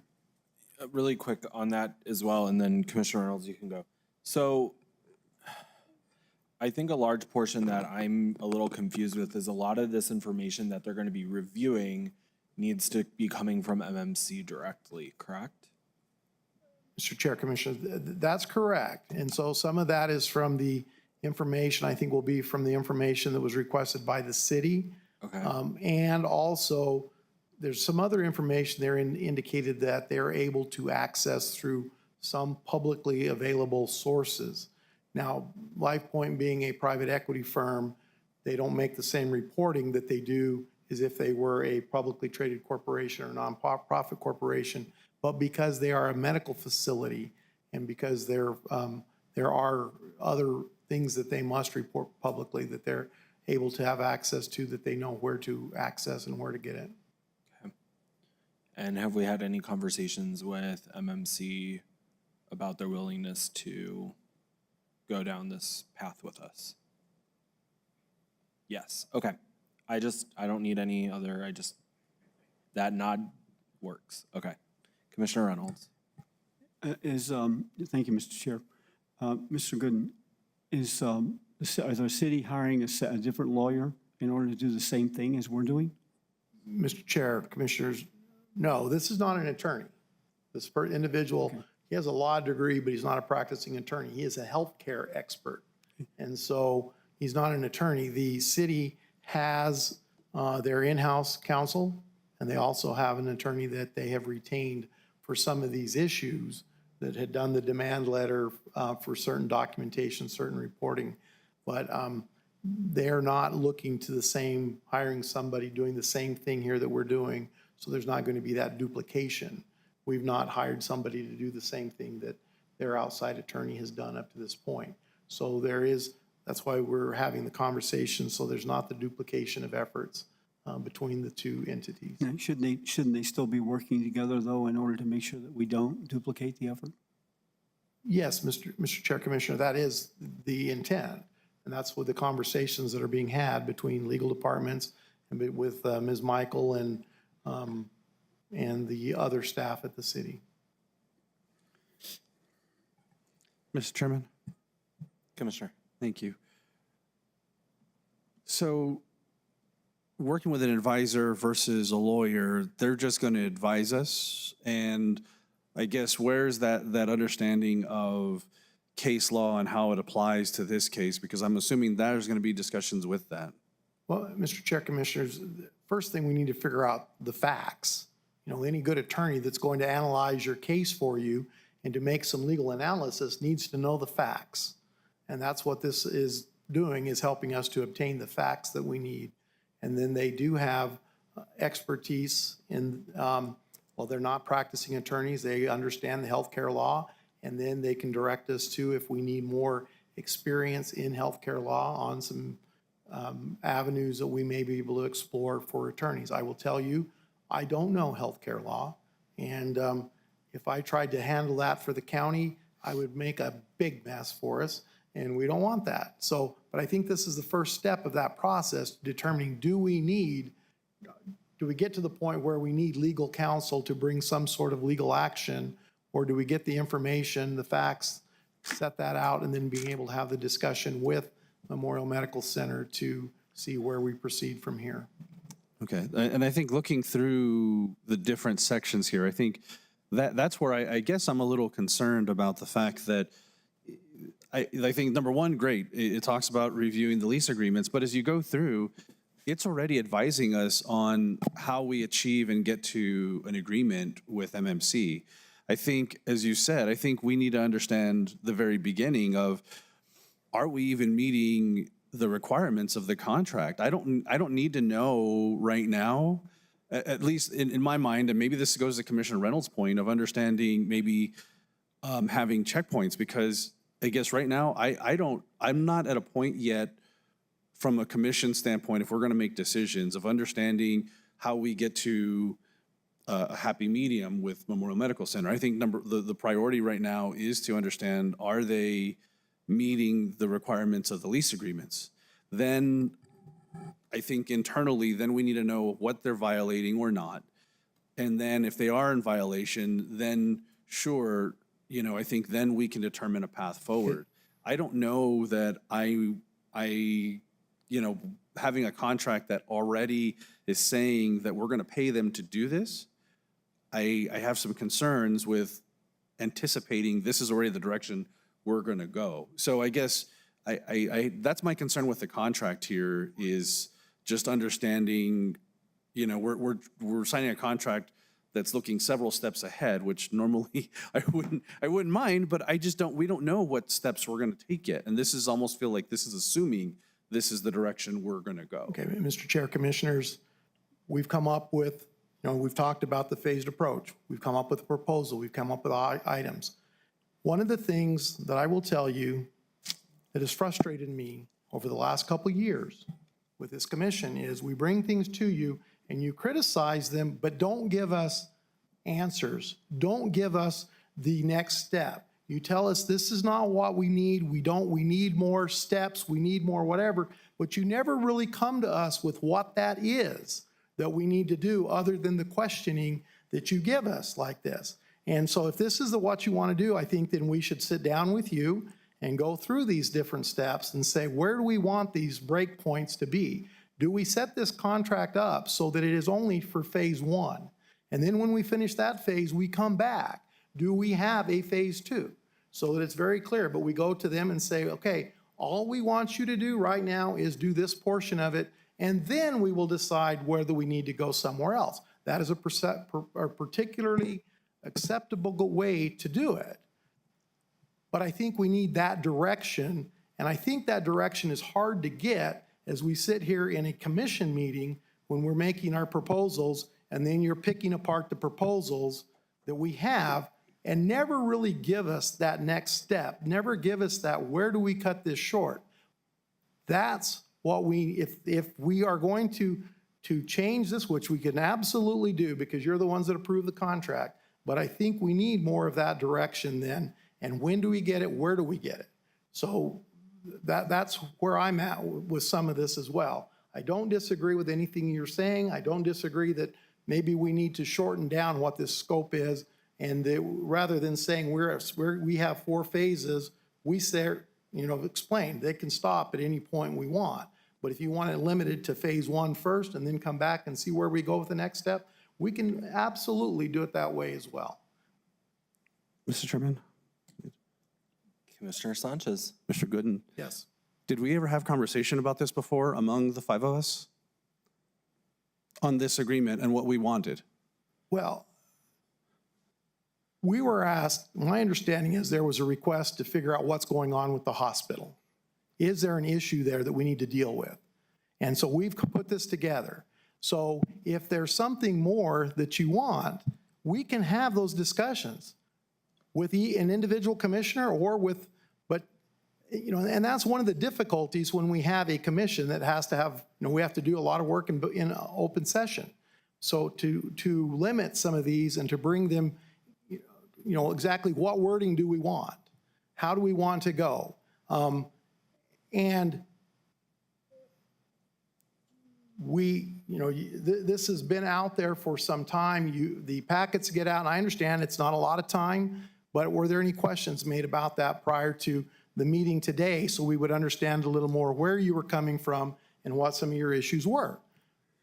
Mr. Chair. So, Mr. Gooden, I guess while I understand your point, unless you're the chairman or vice chairman, you don't see some of these packets until Thursday, Friday, which gives us exactly probably 1 day on Monday to review it and get with you and to be able to make changes. And in which case, it's not going to be reflective on the agenda.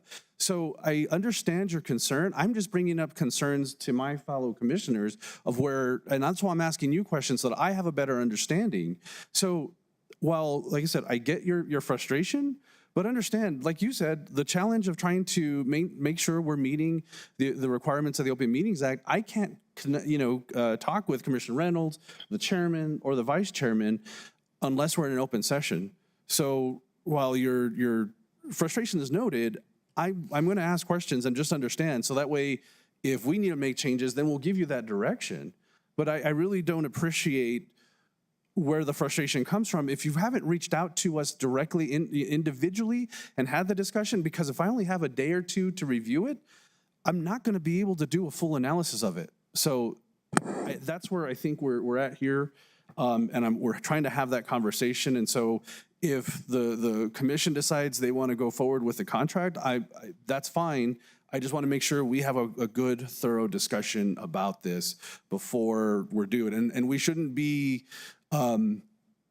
castigated because we're trying to do that. But Mr. Commissioner, you do that to the people that present it. They feel that you castigate them with some of the questions and the methodology that you use. We're going to take a 10-minute break, and then we'll come back and have, yes, we are, and we're going to have continued conversations on this. We will be back at 1:10. Okay?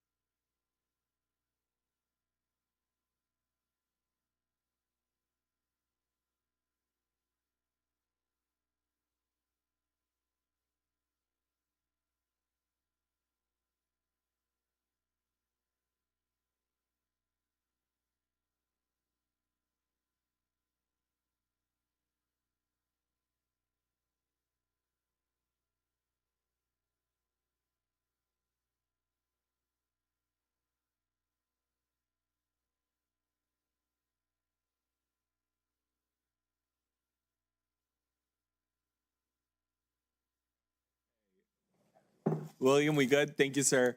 The time is 1:14 p.m. and we're back from our break.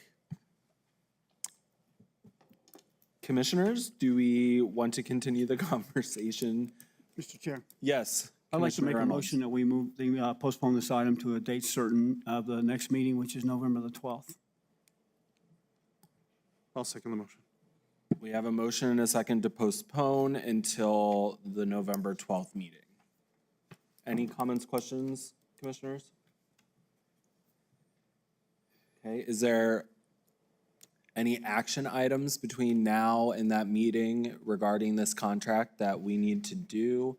Do we need Mr. Gooden and Ms. Michael to set up meetings with each commissioner? Like, what is the actionable thing that we're gonna do between now and then?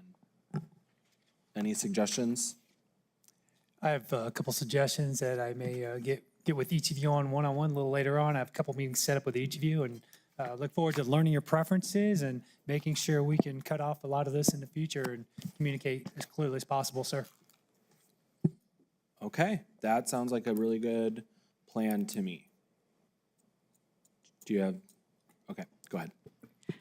Again, Jamie Michael, County's Health and Human Services Department. Obviously, we'll take the direction you give us and want to do the best moving forward. Just need to make sure that you all are aware as we get closer to the holidays and as the consultants, this isn't the only project that they potentially can be working on. So just know the longer we wait, the further it pushes any resolution out in time. And because the memorial is getting ready to submit a lot of material to the city that will come to the county, and I think that's going to be coming within the next few weeks, it would be nice to have someone on board that can help us interpret and review all of that material. So if you push it into the future, that's fine, we can come back. But just know that it's going to delay our ability to interpret and provide you feedback on the material that they are submitting, and then we'll have to schedule out with the consultants. So we'll probably be looking more towards the first of the year to begin work versus before the end of this calendar year. Thank you, Ms. Michael. Okay, any further follow-up?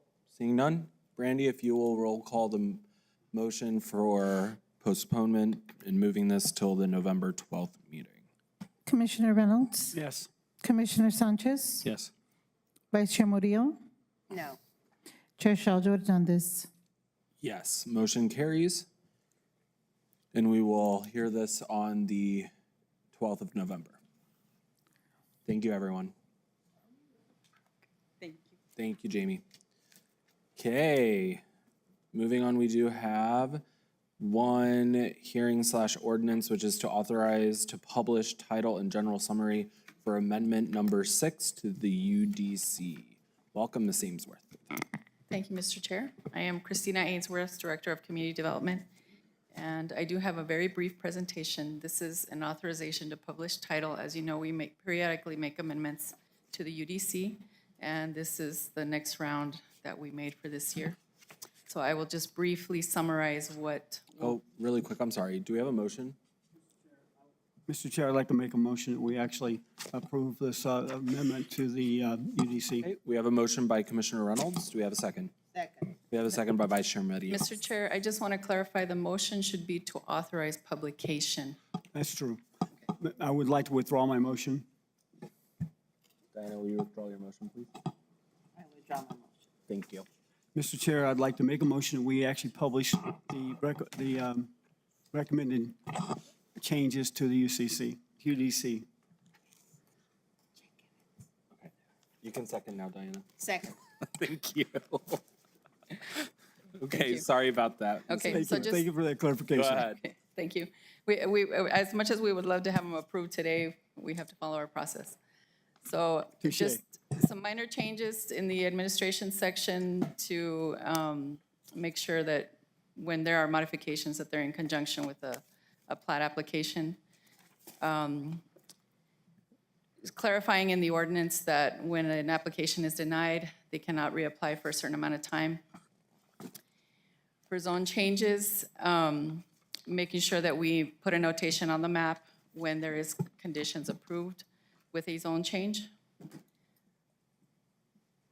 Clarifying that when there are code violations on a property, we can refuse a building permit. And additional language to ensure that when there are violations on the property, violations need to be corrected before they can apply for certain applications. Under the lodging, removing caps for how many RV spaces you can have in the T4, and also removing the cap on how many,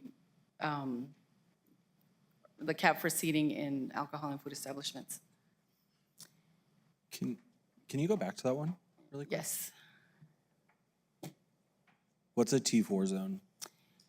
It's one of the transect zones, and it basically is, if you look at some of the colonia type developments that they have more like a town center, and then it becomes less dense as you move out. So T4 is the second densest transect. Okay, thank you. So under the general use standards, removing travel trailers and recreational vehicles from being permissible in mobile home parks. Commercial vehicle parking, making changes to where those are permitted as well. Clarifying that in order to have an accessory building, you have to have a primary use on the property.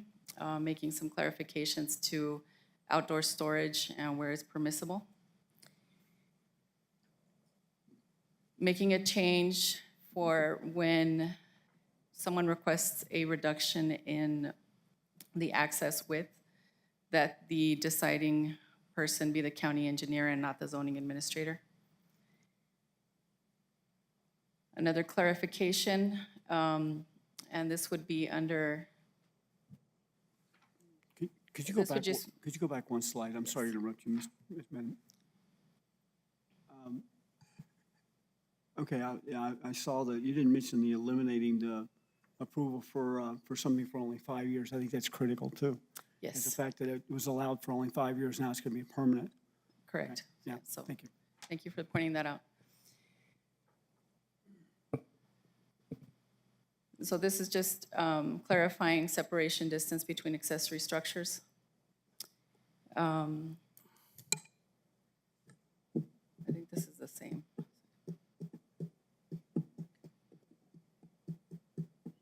One of the major changes that we're proposing to make is to increase the allowable size for an accessory dwelling. Currently, it's only 1,250 feet, and we do have some very large properties out in the county, sometimes acreages, and when they want to put a secondary dwelling, it's very limited, particularly if they want to do a mobile home, because those come in standard sizes, so it really limits them to what they can place on their property. So we would propose increasing it to 1,800 square feet. Mr. Chair, in looking at this, I was understanding that these are secondary dwellings, but could this also be like a barn? Or could it be a warehouse, or, I mean, does that limit the size on pretty much everything, if I'm not mistaken, as a secondary building? Mr. Chair, Commissioner Reynolds, actually for accessory structures, there's a different criteria, and those actually can be larger. Okay. Which is one of the reasons we were considering increasing the size of the accessory dwelling, because you can have an accessory structure that's, 3,000 square feet, but you can only have an accessory dwelling that's 1,250 square feet. Exactly, that's what I was noticing, because I can get a 12 by 20 building, or something, or 20 by 24, which is larger than the home I can build on my property. Right. Yeah, would be a problem. Thank you. So we're making a minor change to the language in the cannabis establishments for distance requirements to allow more flexibility for very large properties. Adding regulations for mobile food vending businesses, for campgrounds and recreational vehicle parks, and for recreational outdoor events. And these are standards that we currently do not have. Taking or removing RV parks and campgrounds from the DM zone, which is specifically for mobile home and manufactured homes. Adding some definitions to the glossary, and adding some diagrams in the appendix of the ordinance. There are some changes to the land use matrix, which I will go into more detail when we have the public hearing. And that is the end of my presentation. I'll stand for questions. Okay, wonderful. Thank you. Commissioners, any questions, comments? Seeing none. Brandy? Commissioner Reynolds, Yes. Commissioner Sanchez, Yes. Vice Chair Murillo, Yes. Chair Shaljo Hernandez. Yes, motion carries. Thank you. Publish that hearing.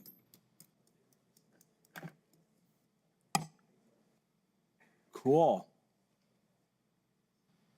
Okay, next up, we have any commission follow-up comments? Any commissioner? Made a deal.